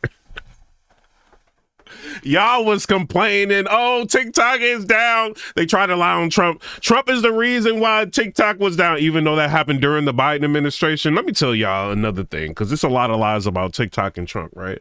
So back in the day, TikTok was thought to be like, giving up our information, mining our data and stuff like that. So Trump started to like really inquire about like, yo, if they really doing that, then we got to get rid of this app, right? And back then, like, if you ask me, I thought they was data mining, right? So he wasn't really all the way wrong. So he found out when they started looking into it, I guess the servers of TikTok was actually in Texas. And so they were on United States soil. So when he found that out, he stopped the investigation into TikTok. Like, he didn't want to remove it anymore. He just left it alone. So it wasn't until later to where the Biden administration and them wanted to get rid of TikTok. But because Trump like inquired about whether or not like they were like, selling the American like information and stuff like that, the Democrats felt like we can kind of use that, you know what I mean? And then they actually tried to get rid of TikTok because I don't know if you remember Kamala Harris. Like I talked about this before. We reacted to videos, her talking about social media needed to be moderated and social media needs to have government oversight. Her, Hillary Clinton, John Kerry, all of them talking about that, right? And they went after TikTok. And I will say, like, TikTok was putting out a lot of anti-America propaganda. They're not putting it out. What they're doing is if Americans are pushing the message in their content, like, yo, there's things in China that's better than America. And, in America, you got to work 40 hours a week and it's terrible. And like, they will push that content. Right. So that's what they were doing. So I felt like, yeah, I didn't like what Biden was doing, like, for real, you know what I mean? But at the same time, I did feel like they were pushing anti-America propaganda. But then it comes up to your For You page, right? Like, some people don't have that. Some people's For You pages only have, like, pranks and funny videos and cooking videos. But some people, they do have on their For You page, it pops up, like, anti-America propaganda. So I did feel like they were doing that. But I think they could have done something else besides, like, force the sale. But, like, what could you do? But Trump is the one that actually saved TikTok after it went dark. And then the liberals get on TikTok and what do? Start bashing Trump. Like, it's like, come on, bro. I seen videos this lady say, I'm not thinking Trump. He's the reason why TikTok got banned. Like, don't know nothing. She just making up everything. I'm like, these people are hilarious, bro. And you'll notice the most important line in the 30-minute inaugural address was on immigration when he said he's now going to... Hold on. We got 62,000 views on the video. If y'all can, hit the like button. Double tap the screen. Wait a minute. Listen to me. Somebody's Amama Magazine said, watch your language. Y'all know she the moderator. She can get you up out of here. Is the power of the federal and state governments to expel criminal migrant gangs. All of his expulsion today was under the criminal tent, not law-abiding people trying to make a life for themselves here. He did not say anything about them. And as I predicted 6 months ago, that is what's going to happen. It's not going to be a roundup of, migrants who are working in hotels. Right. That's not going to happen. It's going to be a very targeted, focused. But I'll tell you, President Trump's going to bring a world of pain into the liberal precincts in this country. He will. Yeah, and I think you're absolutely right. He's going to do exactly what he said he'd do. I felt another powerful moment was when he talked about, and we'll play the clip actually. We got 200 subscribers. Shout out to y'all. I thought it was very profound when he talked about surviving the assassination attempt and how he feels that's Craig Wilson. Some people got. This is gonna digress a little bit. As far as TikTok, if you had the TikTok app still on your phone, like they restore services to it. But in the app store, you can't find TikTok. So that's why a lot of people are selling their iPhones and their Android phones that already have TikTok on it. on eBay for like upwards of $10,000 for their phones, and people are really buying them phones. Like, go on eBay. Go on eBay right now. Look at phones that iPhone people, bro. I got my old iPhone on there for like $2,500. Like, is what the bid is starting at. It's like an old iPhone, but it's got TikTok on it. So it's like people are selling their iPhones for like mad money, you know, on eBay right now. So if you don't have the TikTok app, you're not getting it from the App Store. But if you have it, you know what I mean, it's still running. Now empowered it. Those who wish to stop our cause have tried to take my... Yeah, and then Adebisi Mall said the guy who banned TikTok was working with Meta. He put millions into Meta. And that is one of the criticism. A lot of people are saying, like, there are people who voted to get rid of TikTok who have big investments in the Meta. So, you know, like, our government, I think it was even AOC, like, I don't, like, she is crazy. But she even, like, just, I think today said that the Congress is corrupt and all of that. Like, I think she was talking mainly at Congress, but she's talking about, like, the branch of government is, like, corrupt. You know what I mean? They do like a lot of corrupt things. I mean, they do it in front of you now. Like, social media, the reason why they want to control social media is so you can't see it. Like, before all of this, like before the internet really took off, you know what I mean? You didn't really know, like, you knew the government was corrupt, but it wasn't too much to show you that because media is controlled, right? You got left-wing media, right-wing media. There's no real, like, center media no more, right? The internet age, you know, with, I would say, independent media, like, coming into the fold and all of these different social media, now you can see it clearly that they're corrupt. And people don't become politicians because they want to do the right thing anymore. Some people might, you know what I mean? But a lot of it is money. You got to understand, like, if you are in a House of Representatives or the Senate or, you know, Congress, if you do like one term, you got government healthcare for the rest of your life. You see what I'm saying? Like, stuff like that.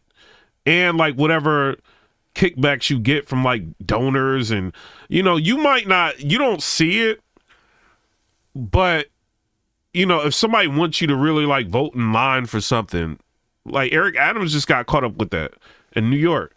Like, he's on first class plane trips like overseas and staying in like high rise like hotels and stuff like that. They're saying that he was being paid off with lavish gifts and stuff.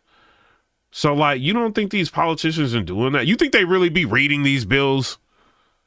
They be having assistants. You know what I'm saying? Our tax money, right? They're in office. We getting paid. We got to pay them. Then they got assistants that actually do all of the work. And they just sit there and look. You know what I mean? Look the part and get all the praise for it. But, like, now you can see it. You know what I mean? Before you couldn't see it. So, yeah, they want, like, TikTok and these social media companies to be government regulated.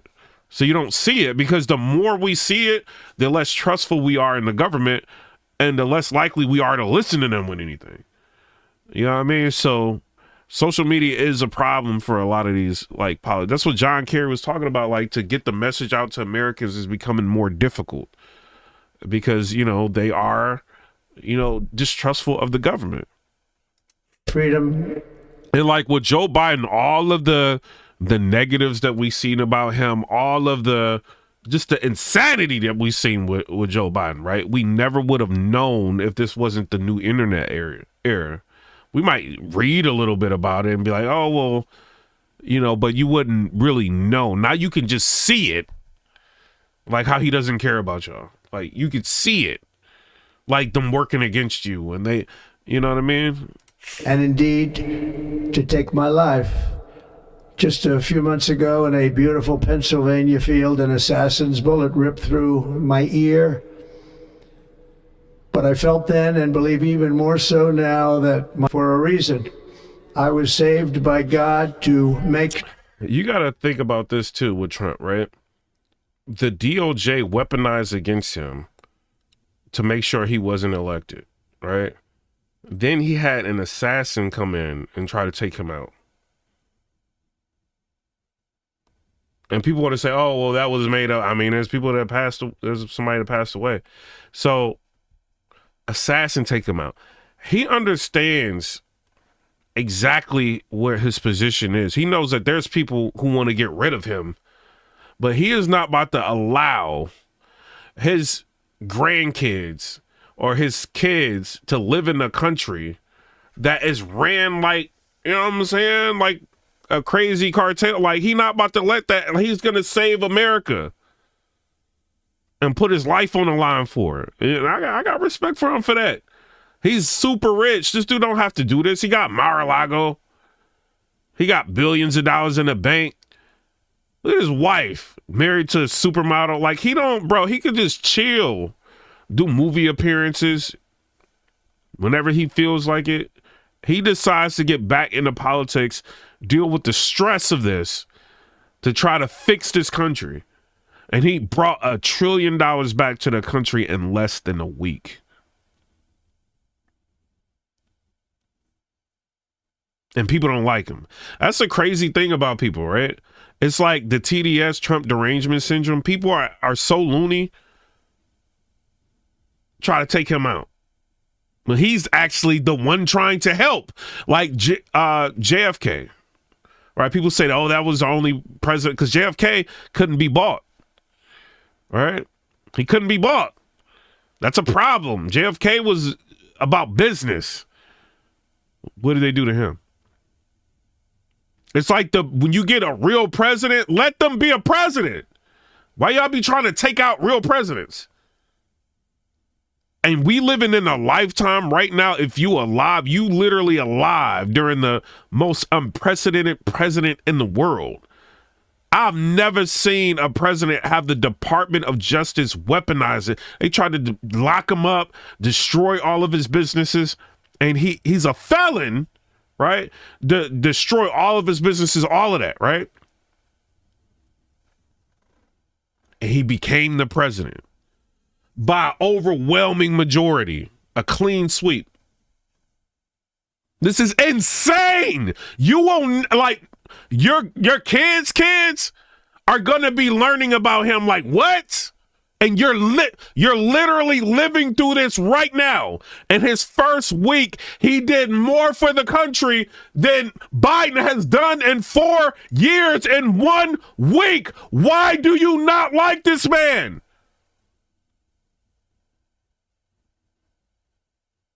It makes no sense.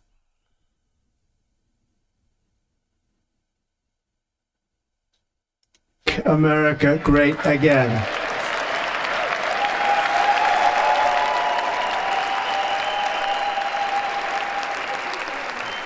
No, it's a great line. I got to say, I do think he means it and believes it. You know, I spoke to him a week after he got shot, and we had quite a long conversation. It was the night he went back on another rally stage, and I was full of admiration for just the sheer guts in doing that so soon after he was nearly killed. And he talked a lot about how profound this moment had been for him. And I really have detected since then, I've spoken to him a number of times, that he is a slightly changed man. Trap House Boomin said, I got a raise in my veteran pay. Trump thug life. He's not going to change the style, the rhetoric, all that kind of thing. But I do think he feels like he's got another chance here, not just with the presidency to do it better perhaps than first time round, but also for himself to actually leave a historic legacy as a great president. I think he would love to do that. Well, that's his goal. I mean, that's what he's obsessed with. So they had to get some emotion into the speech, and that was it. You know, you have to humanize the speaker, and that did it. But I can tell you with certainty, because I know this, because my role in America is reporter, analyst / historian. Right. And on a number of occasions, President Trump says, what do I need to do to get on Mount Rushmore? I said, you're not going to get on. You'll have to buy your own mountain, and you can do that and put your face up there.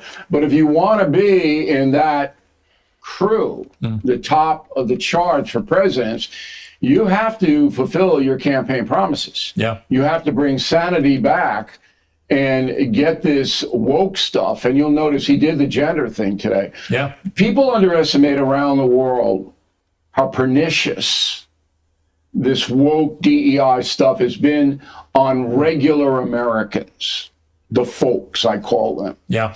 When you go for... Somebody said, somebody's trying to hate. Look, they don't think that Trump won by a lot. You don't think Trump won by a lot? Okay, let me show you this. The hate is just, the hate don't even be making sense. Do you see this map? This is your beloved CNN, the left wing. Do you see this map? What do you not understand? Like, what don't you get? Like, look at this map, right? It's a big map. It looks kind of red. 49.8% the popular vote. So he won, like, look, first of all, 312 to 226. This wasn't even close. This wasn't even close, right? The close would be like she had, like, you know what I mean? She was like upwards of close to 300. Like, this ain't even close, right? Not only that, she got 75 million votes.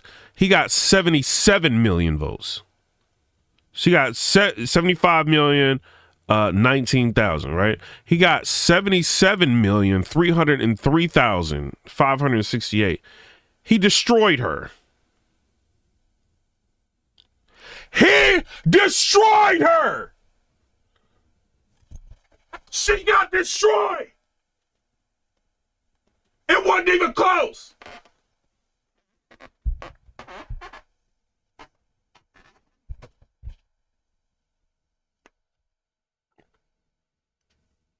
Do you know how to read a map?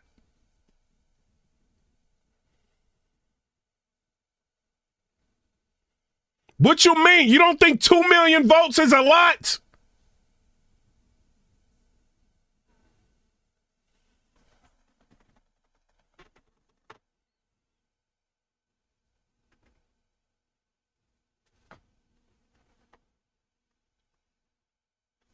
They made the election too big to fail.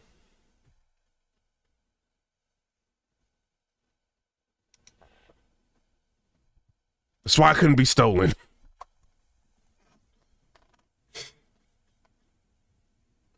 We got 70,000 views. Hit the like button. Doug Life. Hit the hundreds. All of that.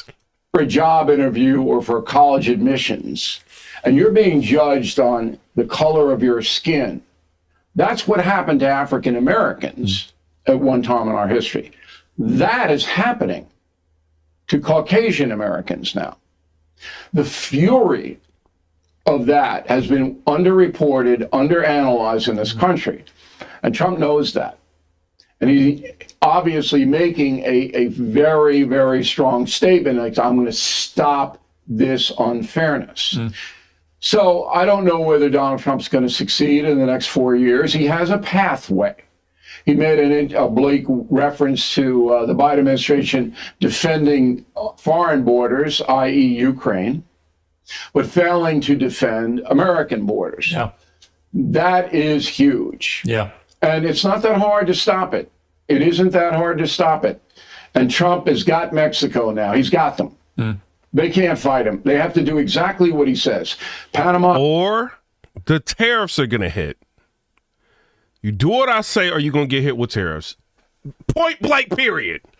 I'm not playing. Shoot, Mexico Has to do what he says. Doug Life. Copenhagen has to do what he says. We're not going to absorb Canada. Who would want to? But countries fear him, and they should. Yeah.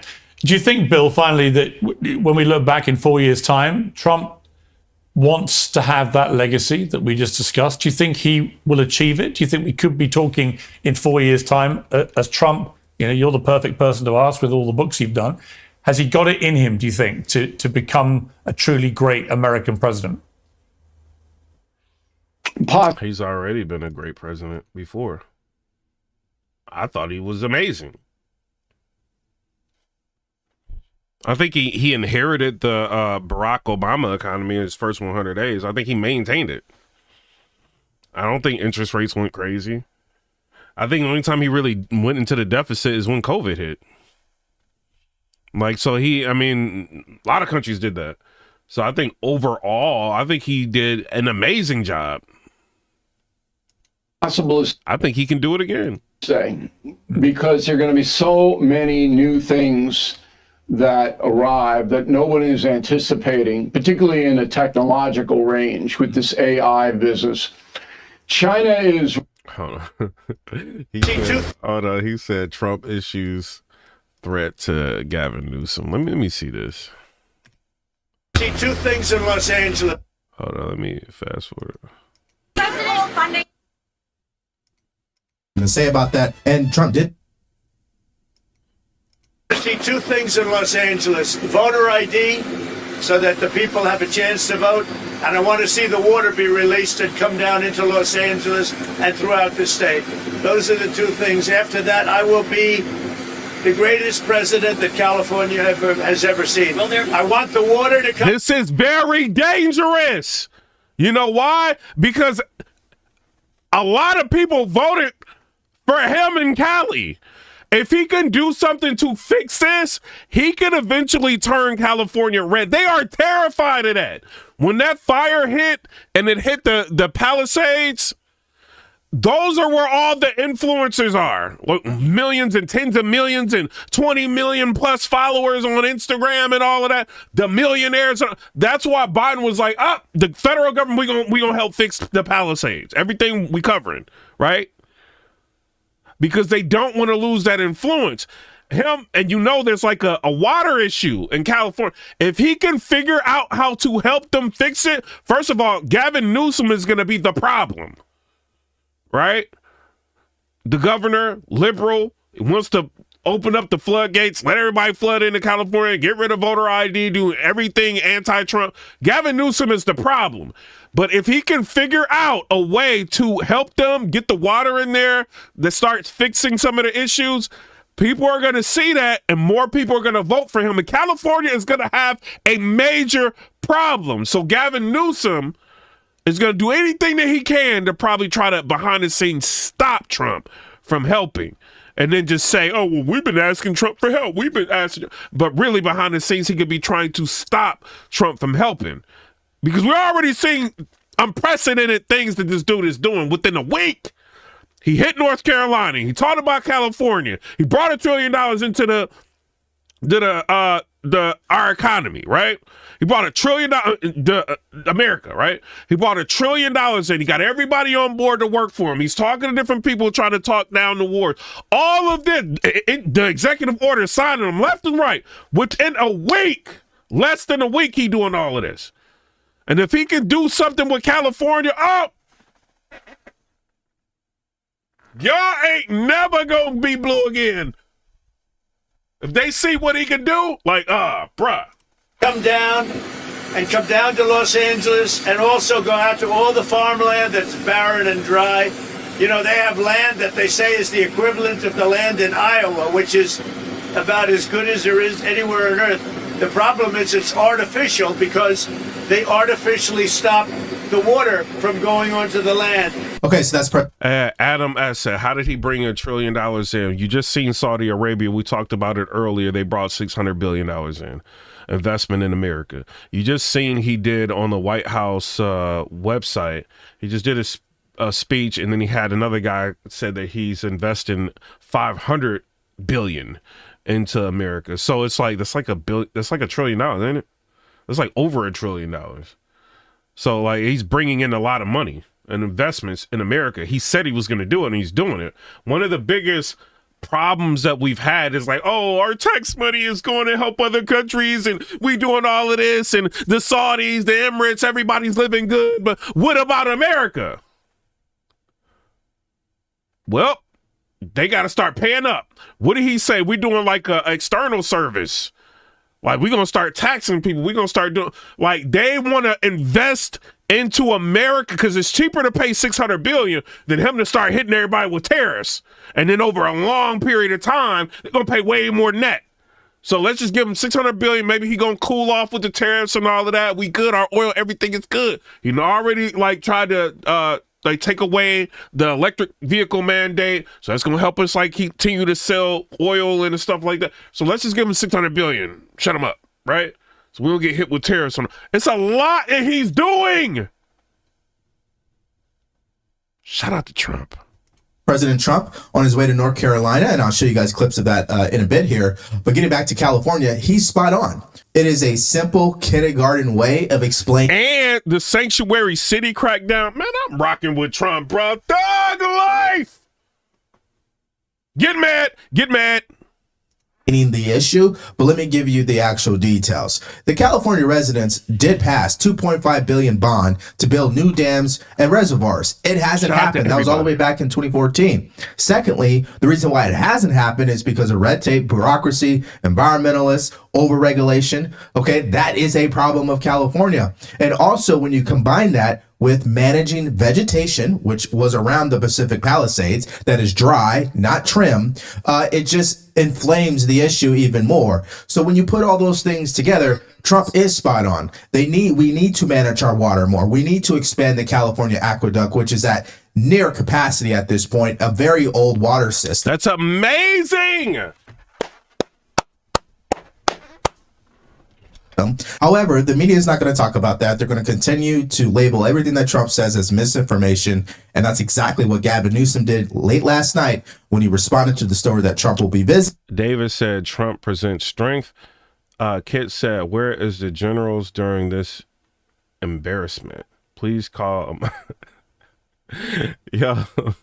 Adam said, oh, the Saudi deal. How do you know that wouldn't have happened under Kamala? It happened now. So, the $600 billion investment. Let me show you this. Just so you know.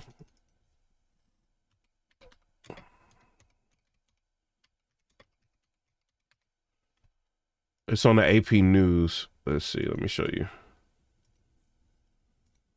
Because I don't like just talking. I like showing the facts, right? Saudi Crown Prince says Kingdom intends to invest $600 billion in U.S. during call with Trump. That is fire. Fire.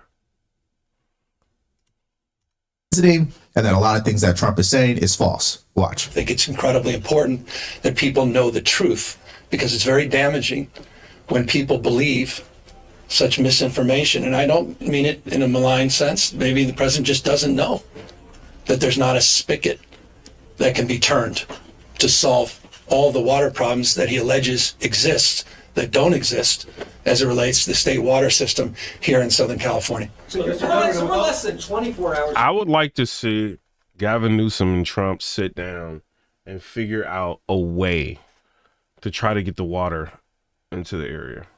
That's what I would love to see.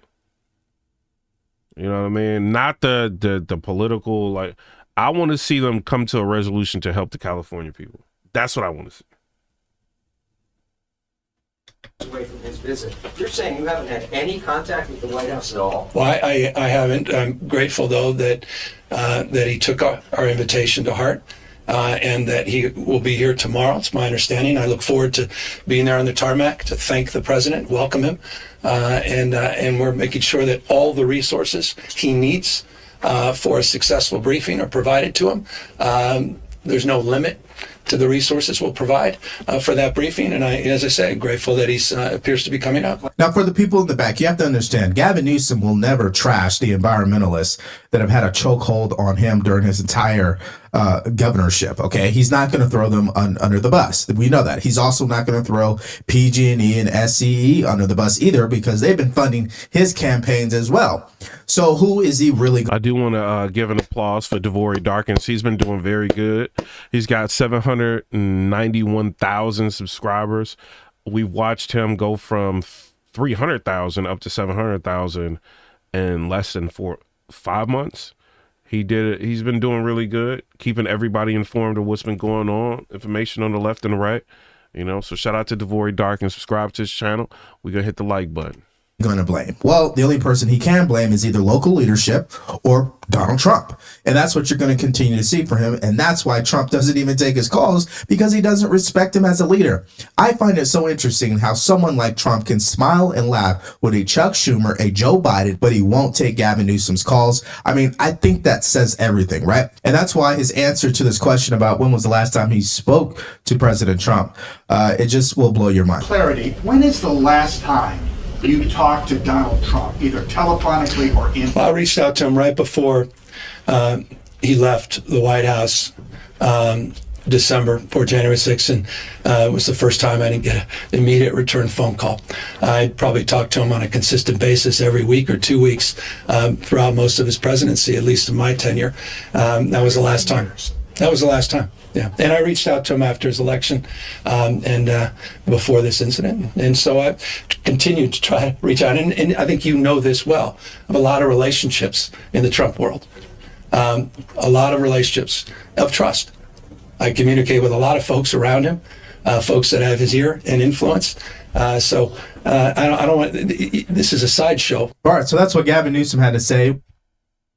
You know, it's Gavin Newsom. It looks like he's throwing little jabs.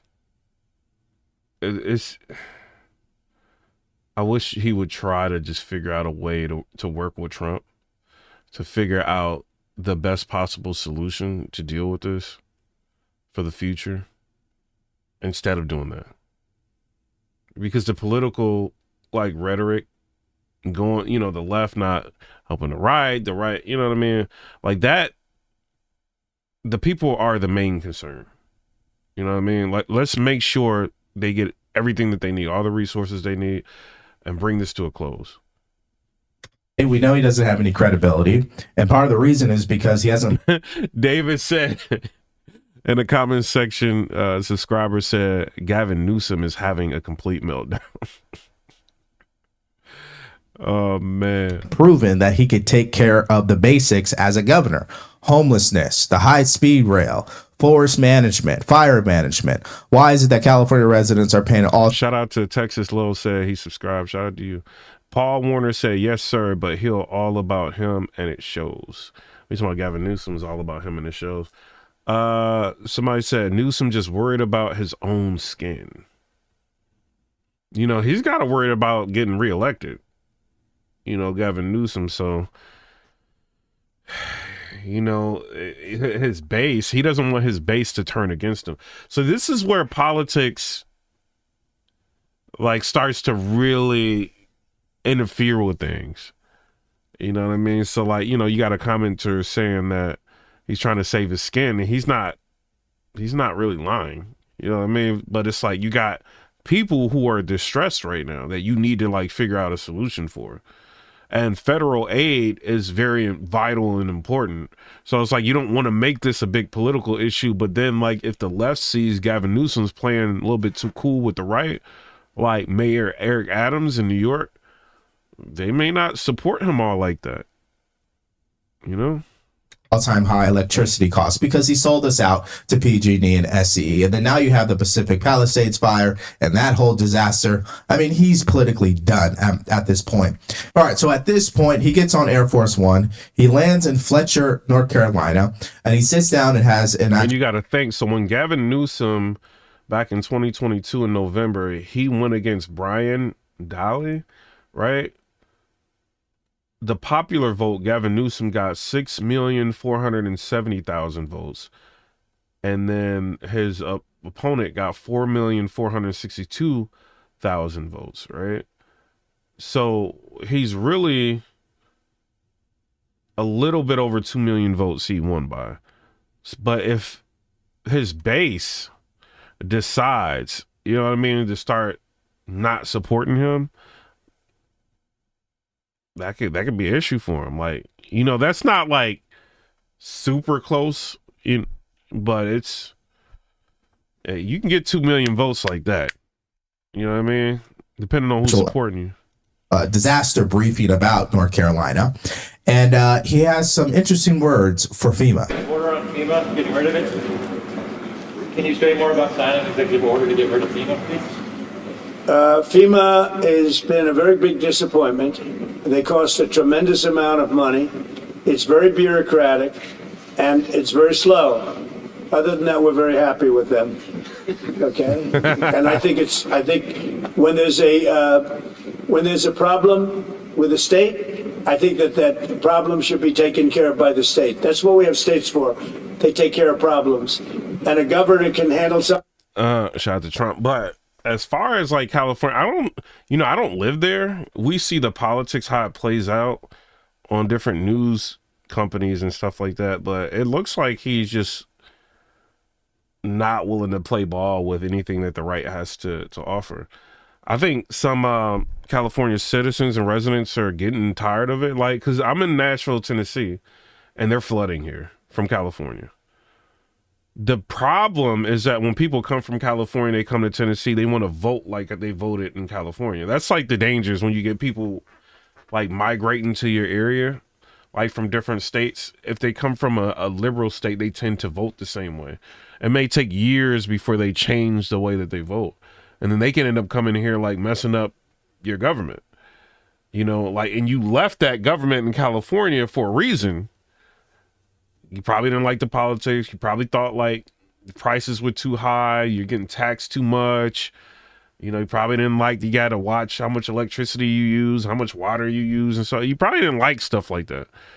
So you wanted to get out of California, but then you come here and you vote the same way. Like, it's lunacy at the end of the day. You know what I mean? But I do feel like a lot of California people are leaving.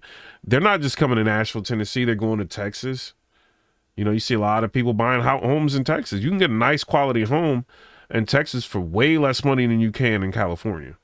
People see that, you know, and they may sell like their home for like $2 million and 1.52 million plus, buy a nice big house for like 300, 400,000 in Texas and still have mad money to live off of and not even have a job. You know what I'm saying? And like, just figure out the job situation later, just move just to get out of California. That's how like people want to leave bad. Like when I went to California, I went to like a battle rap event and everybody was telling me how they want to go to Tennessee. Like when I was stopping, like, cause you know, I think I had like a Tennessee, like, a Nashville hoodie on or something it was, but it's like everywhere I went, everybody's talking about that they want to leave. Everywhere I went, because it's too expensive. So, like, something's not being done right in Cali. Something very quickly. You know, one of the things I've noticed, because I've been doing this for a while, and we had a pretty good FEMA, but I also noticed that when they come, they end up in arguments of they're fighting all the time over who does what. It's just not a good system. Okay, so we know the media is going to lose it over those comments, all right? So essentially what he's saying is he's open to issuing an executive order to dismantle FEMA because they actually add more to the problem than the solution when a disaster strikes. And why is that? Well, and what do y'all think about that FEMA? Do you feel like they should be dismantled? What do y'all think? Do they really help? Like we've seen, I don't want to say his name on this platform, but we reacted to a video, right? And the guy was like talking to the FEMA workers, and he was just like, "Why do you guys have your vehicles in places that people can't find you? Like they can't see. Like shouldn't you be like closer to the area that all this stuff is happening in?" That way people will be able to, you know, get here and like see the vehicles and apply for services and stuff like that. And she was like low key arguing with the guy. And she was just like, you know what? We'll just come back tomorrow. Like this is FEMA.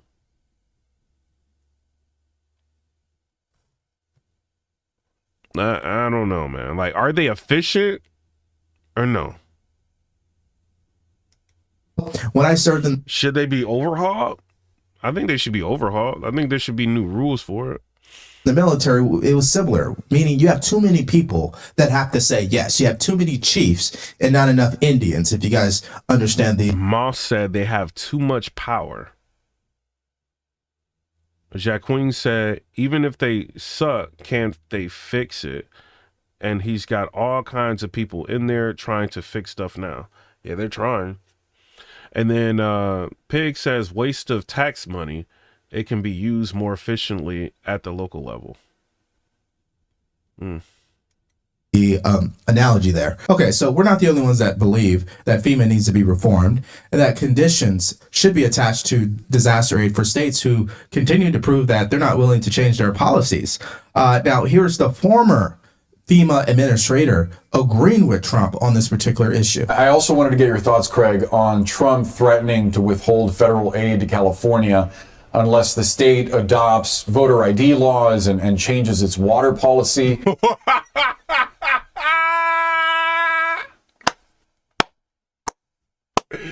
I like this president, bro. Like, he not playing. Shout out to Trump, bro. Like, nah, bro, y'all gotta change this voter ID. Yo, what y'all think about that? Hey, this CNN saying that. Well, what's your reaction to that? I think, if you're going to tie FEMA dollars to states doing something different, I'd focus on the things we know work to reduce disaster costs to the taxpayers, like stronger building codes and land use planning. I mean, a lot of what we're seeing in states, whether it's a red or blue state, is where we've developed and built in areas that we didn't adapt to what's happened, and we continue to see the losses grow. So I'm not opposed to putting strings on that taxpayer's money as long as it's tied to things that will reduce the future cost of disasters by holding states and local governments more accountable for the decisions they're making that in some cases continue to grow the risk.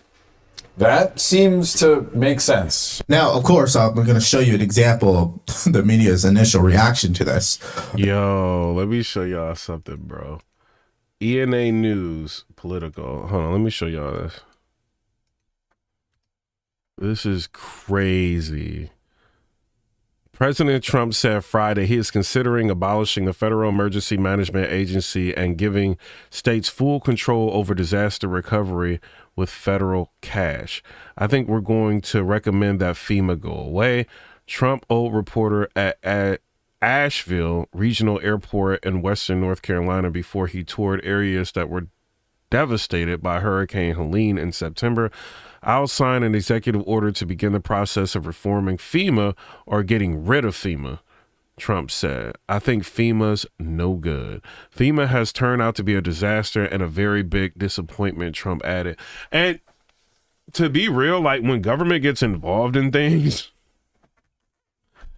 I mean, it's not the most efficient. Don't really be working, I don't feel. You know what I mean? Like, so is he really wrong? He said FEMA leads federal, it says dollars a year to help states and local residents recover from major disasters. FEMA leads federal disaster response coordinators on the grounds activities and can direct federal agencies, including the military, to help through activities such as airlifts. Trump sketched out a new federal approach to natural disaster that would apparently be run through the White House. Rather than going through FEMA, it will go through us, and maybe this is a good place to start, Trump said, referring to North Carolina. Trump put Republican National Committee Chair Michael Whatley in charge of working on Hurricane Helene recovery, with North Carolina Governor Josh Stein, a Democrat. Whatley accompanied Trump to North Carolina. Yo, what y'all think about this? A lot of y'all been saying they need to get rid of FEMA.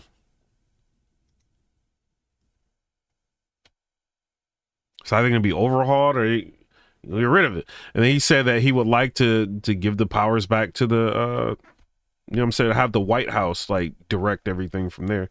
Like, any relief and all. Like, that would be dope. Like, make the White House actually work and do something. Like, I don't know, man. Like, I think he's fixing a lot of stuff, man.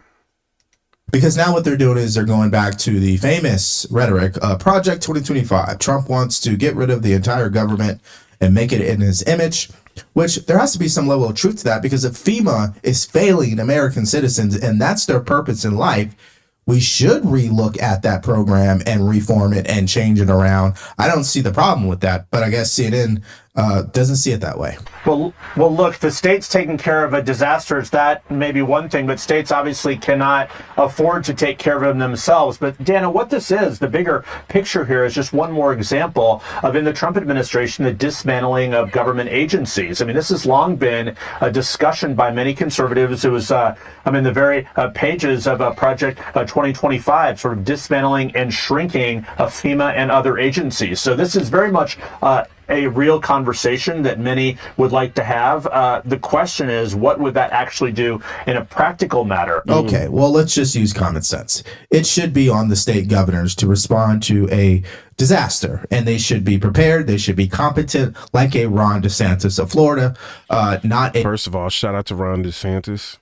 Did a very, very good job in Florida, preparing everybody for the worst, laying out a plan, very clear, concise, did the media run, got everything ready. Shout out to that governor. I think he did an amazing job. You know what I mean? Unlike a lot of governors, I think he handled it very, very well. So shout out to him. Gavin Newsom of California. And so regardless if FEMA is there or not, if the governors are incompetent, the citizens will still get screwed.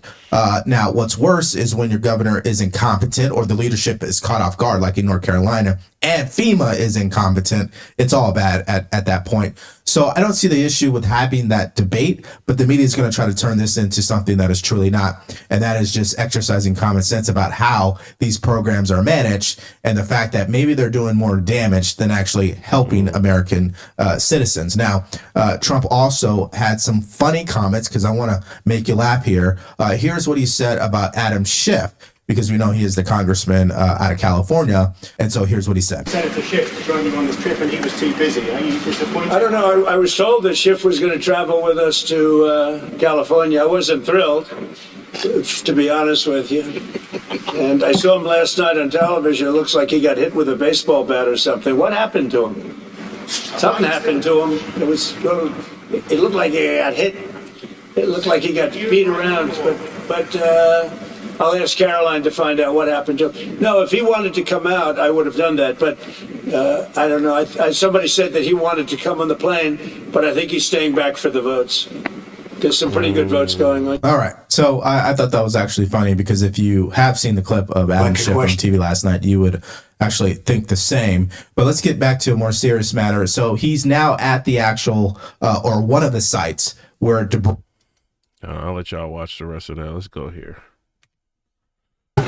Unfortunately, it's a very sad period, but what makes you feel good is I met so many of the homeowners. So this is President Donald Trump. We have a great love for the people in California. Every one of them, a lot of them, and every one of them said to me they want to rebuild.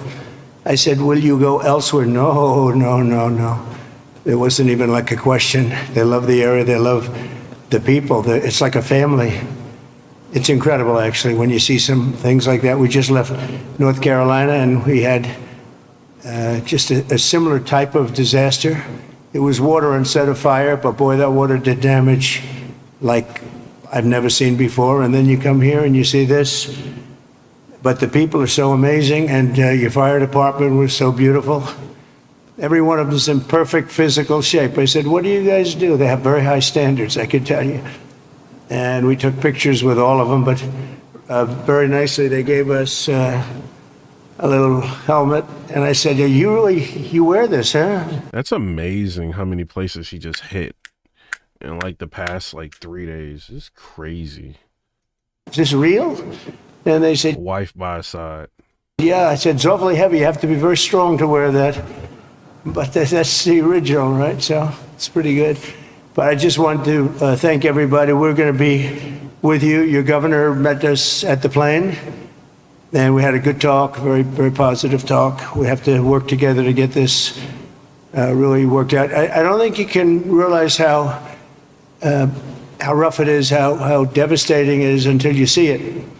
I didn't realize. I mean, I saw a lot of bad things on television, but the extent of it, the size of it, we flew over it in a helicopter. We flew to a few of the areas, and it is devastation. It's incredible. It's really an incineration. Even some of the chimneys came down, okay?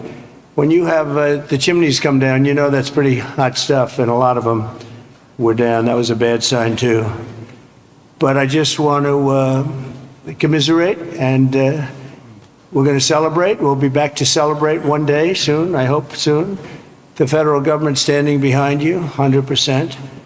The First Lady and I are in California to express a great love for the people of California.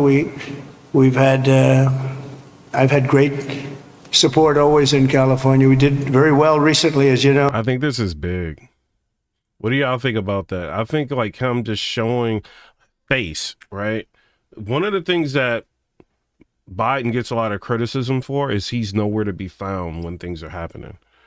He is present, showing face, press conferences. Like when you have lost everything and you're devastated by a natural disaster, I've never done it. I've never been in it. You know what I'm saying? But I could imagine having the president sitting there talking is like, okay, maybe they're going to do something, right?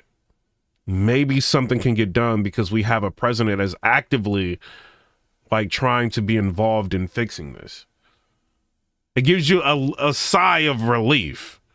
You know what I mean? Like, yeah, everything ain't fixed yet, but this is a sigh of relief that he's getting serious about this. He didn't just get into office and ignore it.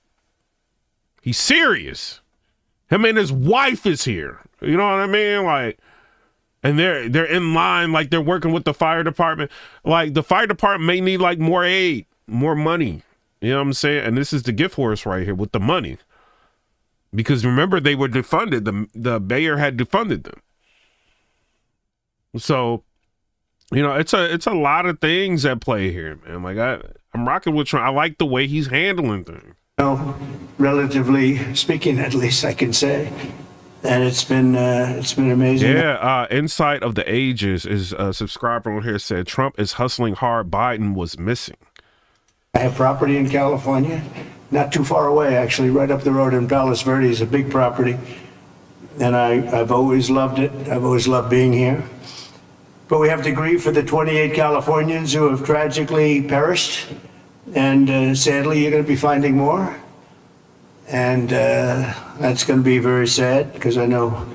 Hold up. But shout out to Cartier family, right? So it looks like on The View, they were defending Trump's DEI cuts. Somebody defended Trump's DEI cuts and the panel exploded. Like, let's preparing to lose. Let's see. Lose their jobs. Yesterday, President Trump's administration moved to end affirmative action in federal contracting and directed that all federal DEI workers be put on paid leave and eventually be laid off. The moves follow an executive order that President Trump signed on his first day, ordering a sweeping dismantling of the federal government's diversity and inclusion programs. Trump has called the programs discrimination and insisted on restoring strictly merit-based hiring. Joining us now, Chief Legal Analyst Kali Frodes. Okay. Bro, imagine working hard, getting a degree, wanting to get a job, and you lose it just because of who somebody like has relations with. You know what I'm saying? If they're rainbow or not. Like, you lose the job to these people, or you lose it just because a person's black. You know what I mean? Like, you might lose your job, like the ability to have that job because of, you know, and then it could be, you know, I'm not saying that them people can't be qualified, but then it could be like a person, you can have like more qualification, maybe, you know, you can maybe a little bit more qualified, but it doesn't matter. Like, that's crazy. Like, to look at it from that standpoint is crazy. And then like you might have to deal with the government with something, and you get hit with somebody with an attitude, chewing gum, like getting the attitude. Y'all already know how it is, like at the license bureau. Let's say you got to get like your license plate sticker, and you got to deal with that ghetto lady. You know what I'm saying? And she want to like talk to you any kind of way, like that DI stuff. Like, nah, bro. But on a federal level, like, it's like, bro, I like the merit-based system a little bit better, man. I'm not gonna lie. So obviously, some sweeping moves. If we know one thing about President Trump, he is true to his word. But What does this mean for those workers who are on paid leave now and set to lose their jobs? If this is a step into making America great again, those folks that are American citizens today are going to find out that they're going on paid leave, ultimately losing their job. If you're a contractor contracting with the federal government that offered a diversity and inclusion program, it says it in the order. Guess what? Your contract is cut. Now you no longer have a job. Your staff no longer have a job. So this is going to be thousands of people that work for the government, that are Americans, that are going to be unemployed. So when we talk about cutting 500... What do y'all think about that? Obviously, they got like dude's a liberal. So I said, finally, people will be judged by the content of their character and not the color of their skin. Martin Luther King. I'm a white male and I watch this show regularly based on your merit, not based on a DEI directive. We are Americans, not white, black, Hispanic, Asian groups. We are all equal Americans. If you can't do the job by merit only and not by race, sex, religion, etc., then do not deserve the job. Like, I'm going to tell you this. If you are flying an airplane, you better be qualified to fly that airplane. I want a whole lot of merit. When I'm up in that air, I want some merits. I ain't about to be like in control of my life on that airplane. What y'all think about that? What if you got two airplanes, right? And it don't just mean like a person qualifies white. It'd be a person qualifies a different race. But let's just say somebody like really knows like aeronautics, like has like all the certificates and everything. That's airplane A. Then you get somebody, and this is no diss to them, but like they might have a rainbow, you know what I'm saying? They might be, you know what I mean? And they get extra points in consideration, but may not know aeronautics as much as the A plane. So if something go wrong, you got to deal with the DEI pilot, right? Which pilot do you want? Do you want the Denzel Washington pilot? We already see what he was doing. He was on a plane drinking.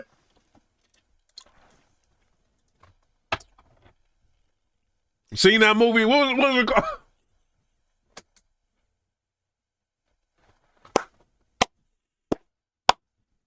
Diversity and Inclusion pilot. Oh, I want to. What movie was that? Hold on, Denzel Washington.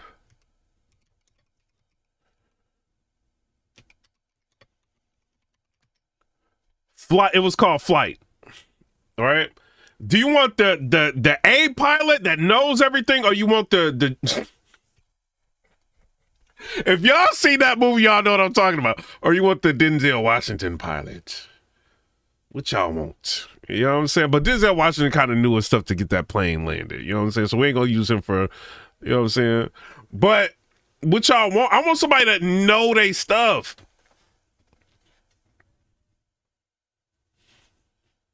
I'm in the air. I don't know how to fly that plane if something go wrong. Paul Warner said, let's call common sense. $100 billion from the budget, and people are trying to figure out, well, how are they going to do this? Where's it going to be? Well, this is one place. Let's just go ahead and get rid of this diversity stuff because we don't need it. It doesn't make sense, and we don't need it because it's discriminatory, it's exclusion, it's not inclusion. We don't want this, and we don't need it, and let's go ahead and chop it on the second day in office. But you gotta, if you don't remember history and don't recognize what got us here, then it's easy to get rid of things like this. Look back. Corey Davis said, just because he was an alcoholic doesn't mean he was DEI and not qualified.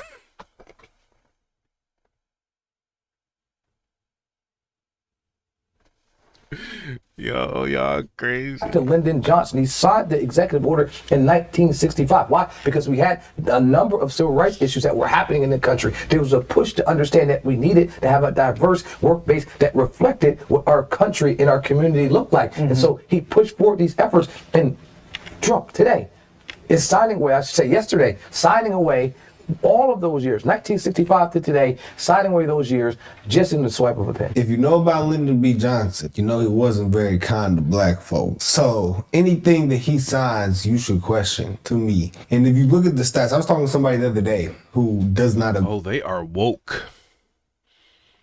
Amma, they are woke. They know what's up. With me politically. And they're like, I was looking at something you said, and it's interesting. After the Civil Rights Act, all the stats for black people went down. Yeah. I said, That's what Byron said. They got mad at him. They did. So numbers don't lie. So clear. I really don't see what's the issue with taking race off. Now the people who's in the jobs thing. That sucks. Oh, I didn't know that happened. But these are federal jobs. This is what the American people also wanted. They wanted. Yeah, I didn't know that's what happened. It's federal. I feel bad for them, but they got good resumes and they're getting paid leave, so it will happen. I feel like the least racist. Oh, and they're getting paid leave. Okay. Thing to do is to take race off it. Yeah, we're going off merit. Yeah, it does suck. It does suck that their job's resume gone. And see what you've done, and that's who we hire. It does suck that their job is gone. That does suck. It's federal. I didn't know that happened. So if this is what the president thinks is best for the country, to get rid of these people that might not be doing good in their federal job, because that affects all of us, then they might have to go. This is what it is. I also think it's worth noting that we've been covering this for a while. They have made it pretty clear that their plan was to get rid of affirmative action and DEI. And rather than take the headline of the Equal Opportunity Employment Act and say that, oh, this is discriminatory, this means they're going to be able to discriminate against you. They're taking away affirmative action in federal contracts, because the Equal Opportunity Employment Act mandates that if you get a federal contract, you have to have affirmative action initiatives. That's insane. So anybody with a federal contract that has to go. Has to have affirmative action DEI. That has to go. Yeah. That's insane. It's just not fair. Listen, we know. Yeah, that's not fair at all. That's pretty messed up. Let's go to the. I don't know that dude. I don't want to use his stuff. So why would he do anything to help black people? This headline has been going viral for about the past day or so, and people are understandably upset and reasonably asking questions. So let's talk about it. First and foremost, there are a few things that people need to understand. Number one, your protections against discrimination, specifically in the workplace, did not start in 1965 through an executive order by the president, nor did they stop being modified in 1965 by the same executive order. So where do they come from? Your protections against discrimination in the workplace are either constitutionally based or they come from legislation passed by Congress. Notice neither one of those two things mentioned an executive order from the president. So where's the confusion? Let me explain it. Federal discrimination acts like Title VII of the Civil Rights Act of 1964 already prohibits employers from discriminating on the basis of race, color, religion, sexuality, a number of things. And that's only been modified throughout the court system over the years to include things like age and disabilities.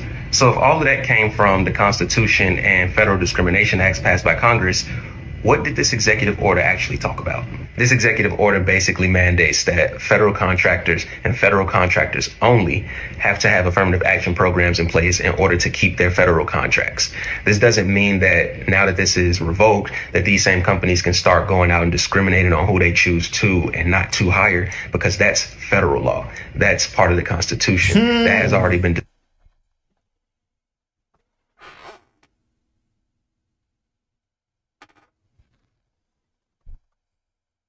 decided by the courts that it's illegal. So no, this has nothing to do with that. But you can expect to see a lot more misleading headlines like this because companies and people and blogs get paid to post stuff like this in order to stoke division. Wow. Let's see what they're talking about on The View. Yeah. So you still can't discriminate, which makes sense. Yeah. But you just don't have to. We're not going to have those programs in these federally contracted things. Because you're discriminating. Because it hurts certain groups if they already have. Whenever I thought about the Asian thing, bro, like the Asian thing, why are we going to penalize Asians? Because like government contracts, like you might have people that, bro, I don't want to get into that because like this is YouTube or whatever, but you might have like people that's lazy. Getting like bro. Nah, man.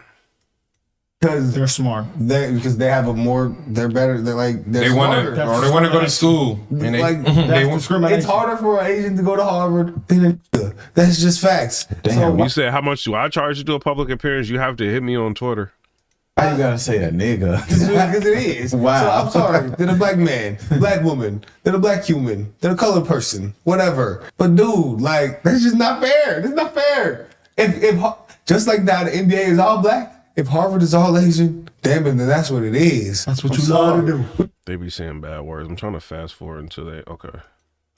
All That's what he gave you. for all people, so that it's more of a. Yo, another thing about Sonny Hostin is funny because she used to like go in on Trump about being a felon, and now her husband, I think he's like a doctor or something like that. Like he may end up being a felon. It's just funny how like karma hits. If Jimmy got a 3.7 and a 32, can't let him in because you know the standard too high. Let's see what the view said. Hey, this nigga crazy. I think this is a really important issue, especially because when we're talking about DEI, we're not talking about a DEI office. We're talking about equal opportunity and inclusion across all offices for all people, so that it's more reflective of what America looks like. And this will specifically harm women, right? And it will specifically harm African Americans and Latinos. So we're not just talking about black jobs. Latinos.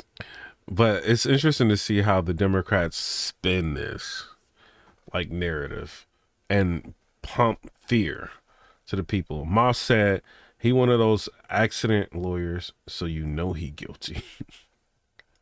It will affect Asians as well. And so I think this is really counter to his campaign promises to protect black jobs, because in the federal government. Subscribe to the channel. Stop playing with me. We got 105,000 views on here. Why is y'all playing? They got 1.4 million. It's okay. Hate when I get like 900,000. Stop playing with me. And overwhelmingly, black professionals work there. We're talking about over 16%, more than the black population. And so I think what we're facing here is sort of a second nadir, because Woodrow Wilson, back in the day, did the same thing. He resegregated the federal government, leading to a plunge in income for not only black workers, but also for women. And so what we're seeing is an attack, not on necessarily DEI or wokeness. We're seeing an attack on the very fabric of our company, which is opportunity for all, including women. And women, what Whoopi has said often, women were really the most, they gained the most advantages from affirmative action. And so this is a war on women. I think it's a war on people of color. And what we're going to see is a lot of pain, but especially to those communities that need those jobs. And also one community that... It's very funny that she says that this is a war on women, but she specifically leaves out the fact that it benefits white women the most. But I thought white supremacy, though. Yeah. Oh, she conveniently leaves that out. Usually she might not even know that. Let's get some stats and factual data here, because they say we don't look at facts and data. She might not actually know that. But actually, guys, people need to stop just saying stuff on TV and not citing their sources. They need to be a PowerPoint or something where you can prove these things that you're saying. Stat from Boom, because she's had several. Well, people can say what is that? We're trying to look it up. Yeah, and we don't claim to be no experts like them. If they got law degrees and shit, we just say, hey, we gonna common sense that I heard this and that. I heard, hey. I've got something to say. I Googled who benefits from affirmative action the most. According to AI, white women have benefited the most from affirmative action programs. According to some studies and scholars, affirmative action is a set of programs that aim to reduce discrimination in education, employment, and government contracting. How white women have benefited. In education, white women are more educated and make up a larger portion of the workforce. In the workplace, white women have moved up in the workplace, and from 2020 to 2022, they expanded their share of senior leadership jobs at twice the rate at women. No. I know, but like, her point is, she said this. No, listen. She's saying this is specifically going to hurt black and Latino and Asians. Well, she's always the one talking about white supremacy and how this is going to hurt white supremacy. But she doesn't. But she's contradicting herself by leaving out the fact that this hurts. The affirmative action and DEI programs have benefited white women the most. It says from 2020 to 2022, they expanded their share of senior leadership jobs at twice the rate of women of color. So if they take this out of place, how how does this hurt women of color? Because they're taking the uneven playing field, affirmative action that's putting white women on a pedestal above these other women of color. They're taking it out and evening the playing field for everyone. But this is going to hurt them. The groups that benefit the most is women, black people, and Latinos. So she is LGBTQ. I mean, it is gonna hurt women. Yeah, but normally if something and Latinos, if white people, it is, yeah, and advantages over other women due to the color of their skin. Yeah, they're taking away discrimination, literally. I think that's a win. But especially to those communities that need those jobs. And also, one community that you didn't mention is the LGBTQ plus. Absolutely. One of the things he did, not only did he revoke. Yeah, they like to say bad words, man. I don't know why they be doing that. They make like way more money not doing that. A bunch of Biden executive orders, including one that calls for the negotiation of lower drug prices for people on Medicaid and Medicare. That's going to be very painful for Americans. But he also revoked an order, the Equal Opportunity Order signed by Lyndon Johnson in 1965. So not only are we now going back 4 years, sue Lyndon Johnson, maybe. Well, we're not only Wait, so y'all like Lyndon Johnson now, The View? You know, he's not taking us back 4 years. Yeah. He's taking us back to 1965 before it was legal for there to be interracial marriage. That's in right. this That's country. right. I would love to think, and I hope that we get there one day. I would love to think that there is no racism by the people who do hirings in the government and in corporations in America. But that is not the case. I would love to think that there is no homophobia, but that is not the case. And I think that by getting rid of this and doing it in such a bold way on day one, what he is doing is giving a green light to people who are racist, to people who are homophobic, to people who are anti-women and think they should be. What do y'all think about this lady saying that? She's stirring up a lot of controversy. The kitchen and telling them there is no consequence to your racism. One of the criticisms against DEI is diversity, equity, and inclusion. Tech support said thought Trump was going to bring prices down. Like, he literally just got in office, brought $1 trillion into the American government. Like, bro, give him a little bit of time. Biden destroyed the country in like 4 years. Like, let's give Trump let's see what he can do, and more, like, look what all he's done in like less than a week. Just give him a little bit of time. All great in theory, but the DEI programs have not accomplished things. They've been a bureaucracy of money suck that have not gotten anywhere. When you say people are talk to her. The DEI programs haven't accomplished anything, lady.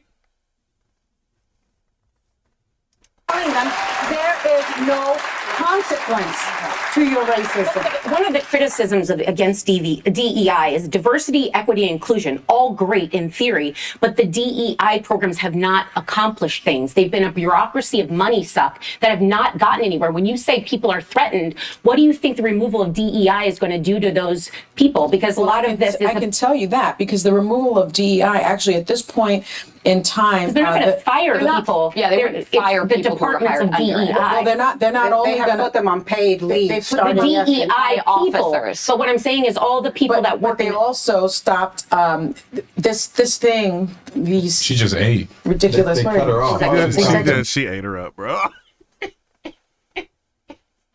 I've never seen Sonny Austin so like bewildered. Like, she look how long it takes her to get it together. Like, watch this.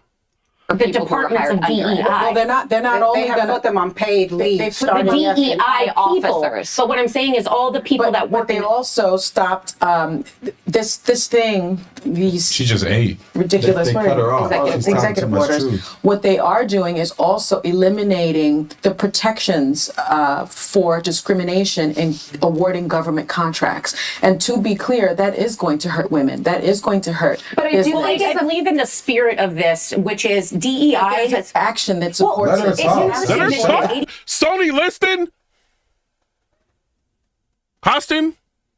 $85 million in a 5-year DEI plan. The Black Student Union said $85 million was spent, and yet Black students' experience on campus has hardly improved, and enrollment has gone down. So that's one example of saying that it's not just a criticism of the university; it's a criticism of the programs being effective. And the one thing I will say that is, as we push DEI, that's not what I'm reading. But the point here is that I would also say this all started in colleges and the turning over of affirmative action. I would ask that they immediately address legacy admissions as well, because if we're talking about opportunity, I told y'all she's the best one on this panel. Thing, which is this is abolishing existing DEI departments within the federal government. So people who worked in those departments are being put on leave. It is not going back and like, oh, this woman was hired by this officer, so she's losing her job. The Civil Rights Division has been put on pause as well. I'm just saying a distinction. Right, but they are going through a purge department by department. They are finding out, who might be doing. She said they're going through a purge department by department. They've been needing to do this for years. They're just hiring people and giving them our tax money, and their jobs, and they're not doing anything and just on their phone. I'm DEI, I can chill. I'm DEI. They can't fire me. Equity, DEI. Ma'am, I need, can you help me with this? I'm DEI. I'm DEI. I don't. Get him out of here! I mean, they've been asking people in the different federal departments to basically snitch on each other. Yes. Who's a liberal? Who's a Biden supporter? Wow. Who's into equity? Oh my God, bro, she is wildin'. They have been purging those people, which they told us they were going to do. What's one of the first things that's they did? Not 1965. That's 1935. He fired the commandant, the first woman commandant of the Coast Guard. He did that on day one. Okay. A woman, not because she was unqualified. Can we come get y'all? Because he was. Can we come get you? They just said they come with so many things and said this is that, this and that, and this and that. You know what's crazy? Why is the minorities on this damn? You know what's crazy? Trump made a black man the head of ATF, and then they had this black woman where her name was like diversity, equity, and inclusion, and they changed her department name to chief executive. Well, that sounds better. That sounds He just trying to. I hate that. I hate that when she started telling the truth and highlighting how DEI has been completely ineffective in addressing students of color, and how there's been an adverse response or adverse response to the money that's being spent. Like all this money has been spent on in the name of DEI, and she's harping and droning on how that's going to hurt black students. And she said, well, black students have reported themselves on college campuses that millions of dollars have been spent and their conditions have barely improved and enrollment has gone down. She tries to talk over her and try to make it seem like, oh, well, they have been entirely effective. She said, well, the data and the response from people says otherwise. And then with the black colleges, which is interesting, you know who get like the minority like scholarships and stuff like that? White people. Like you historically, like just let America be America. Let everybody have equal opportunity. I put out a post before I went live. Shout out to Math Hoffa, he on there. I'm trolling everybody. Hold on, let me let y'all hear this before we. Trump is making Saudi Arabia invest $600 billion into America. No. Countries used to always make us give them money, and now he's making countries invest in America. Our tax money always went to Ukraine, Africa, and other countries, and we used to get mad, but now he's making countries give us money. Now they all want to invest in America. He's trying to make America great again. What are we gonna do? getting better by the day. Why is Trump doing this? We gotta stop him so we can be complaining about government again, giving away all our money. He also went to North Carolina and looked at all the damage when it took Biden forever to go. No! He says he wants to overhaul FEMA and make FEMA work for the people again. No! He's doing more in a week than Biden did in 4 years. Oh, no. So that post has got a lot of people mad. Hold on. Somebody said, man, get out of here. Well, somebody said most transactions are built on promises and expectations. What do you think the prince could possibly want in return for that money? Trump sold America out with that one.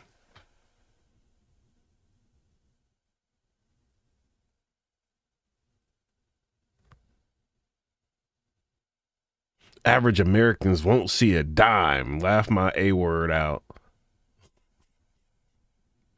I said laugh my A word out.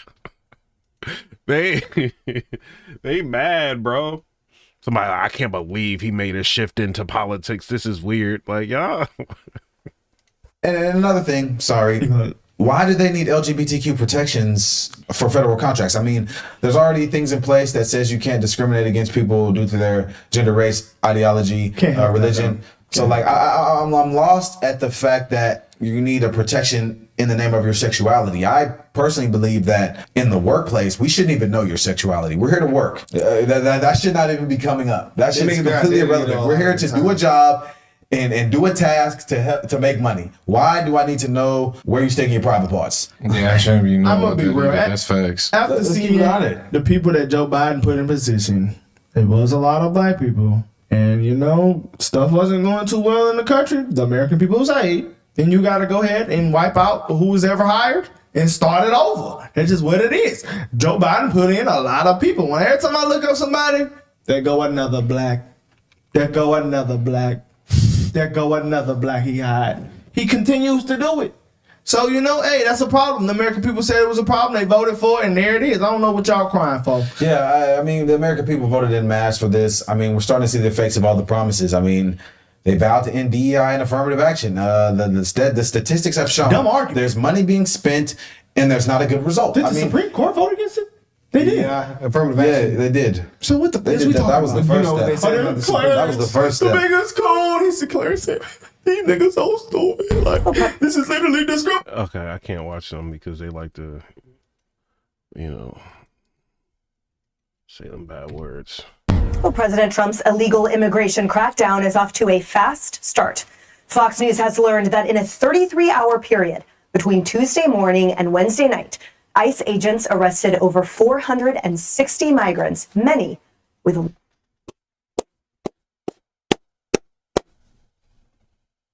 long criminal histories.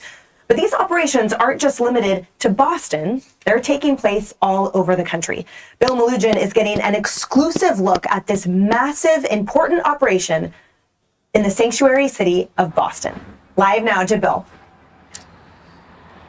Well, Emily, we've heard officials here in Boston and in Massachusetts say repeatedly they are not going to cooperate with ICE or mass deportation efforts by the Trump administration. And ICE says, well, that's perfectly fine. You don't have to cooperate with us. We're still going to go into your city and we're going to do the job. And we were with ICE Boston yesterday for about 10 hours as we got to watch them firsthand carry out immigration enforcement. Take a look. Good morning, everyone. It's a frigid 5 degrees in the pre-dawn hours just outside of Boston, where this team of elite ICE officers is briefing on their targets for the day. We're going to be targeting some extremely violent offenders today. Within moments, the officers are on the move, with eyes on their first target. Looks like we got movement, target vehicle coming on. They quickly take him into custody. He's an MS-13 gang member wanted in El Salvador for aggravated murder. And he has an Interpol red notice out for his arrest. We are targeting very violent threats to our community. I'm not going back to Haiti. One of those threats is this illegal alien from Haiti.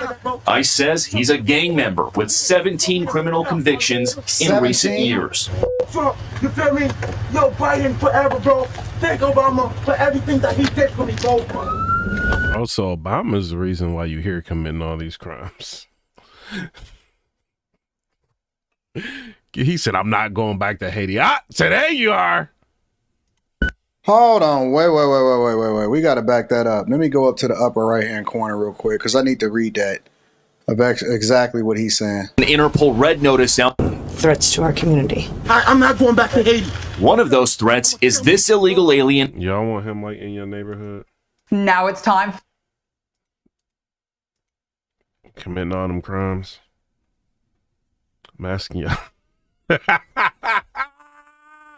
You walking down the street. I'm not going back to Haiti. Like, y'all want that? From Haiti. ICE says he's a gang member with 17 criminal convictions in recent years. Trump, you feel me? Yo, Biden forever, bro. This is crazy. He said Joe Biden forever, bro. Crazy. These are people that are hanging out in our communities. They get to commit crimes over and over and over and over again.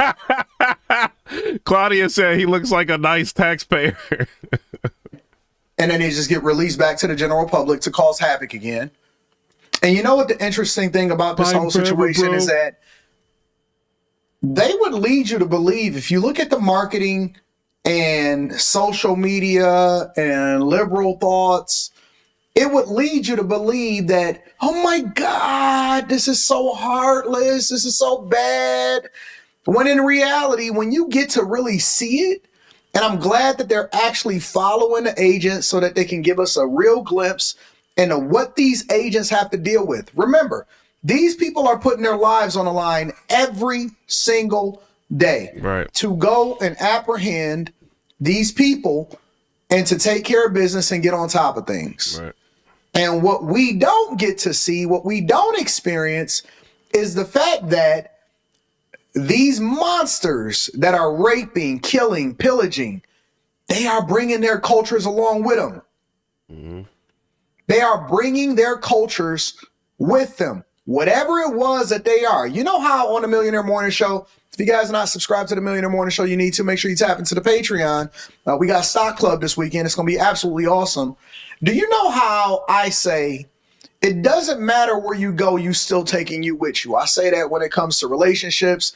I say it when it comes to money and finances and you're not doing what you're supposed to do on the job, and that people make excuses. Often at times they say it's their boss's fault or it's the culture's fault. And everywhere that they go, they racist. And if you keep jumping from relationship to relationship, but you can't find anybody that actually submit to you, then all of a sudden it's just everybody else's fault and you take no accountability and responsibility for it.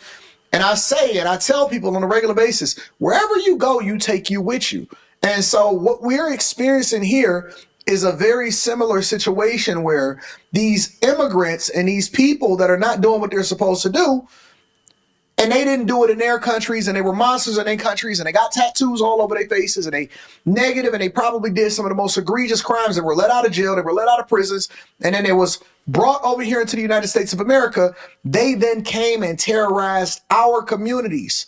So it even makes the people that are a part of the community looks bad because your crime rates are skyrocketing out of control. We've seen some examples of it over in New York City where migrants are torching people and setting them on fire and beating up police officers, and they have no regard because they've left, came back, left, get deported, came back. And now under the Biden administration and Obama, he's thanking Obama.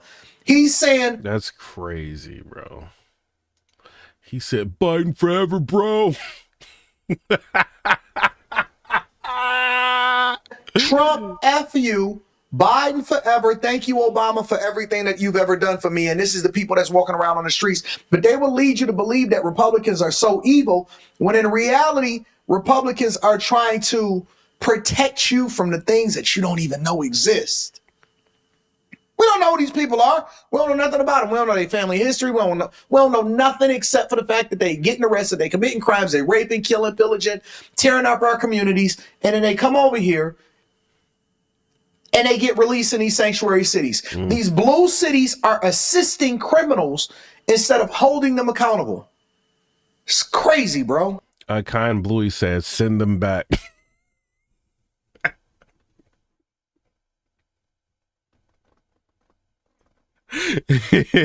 Michael Smithers is laughing. Said, looks like a loving family member. Burn forever, bro. Oh, crazy. He said, it looks like that dude that told on Kid Slade. You funny. Desert said, the Haitian dude looks like a Boondocks character. You said, Christian Medwood says, Shaq is a bit out of line. Claudia said, I had to sub to chat. Shout out to you, Claudia. It said, India, if there were criminals here, they would have been arrested and deported. That's how it works. Come on, bro. Crazy. Jason said, Americans are the most violent. It's the culture. We have 750 military bases for a reason. And then Desert Jim said, that's how it's supposed to work. Thank Obama for everything that he did for me, bro. Thank Obama for everything he did for me, dog. Man, go! Get out of here! ICE Boston quickly takes down its next targets, including this illegal alien from Brazil who has an Interpol red notice for armed robbery.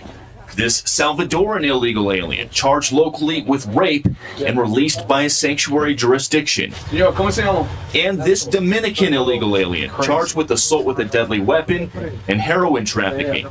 Officers also arrested this Guatemalan MS-13 gang member facing gun charges. ICE says he was released from local custody just the day before.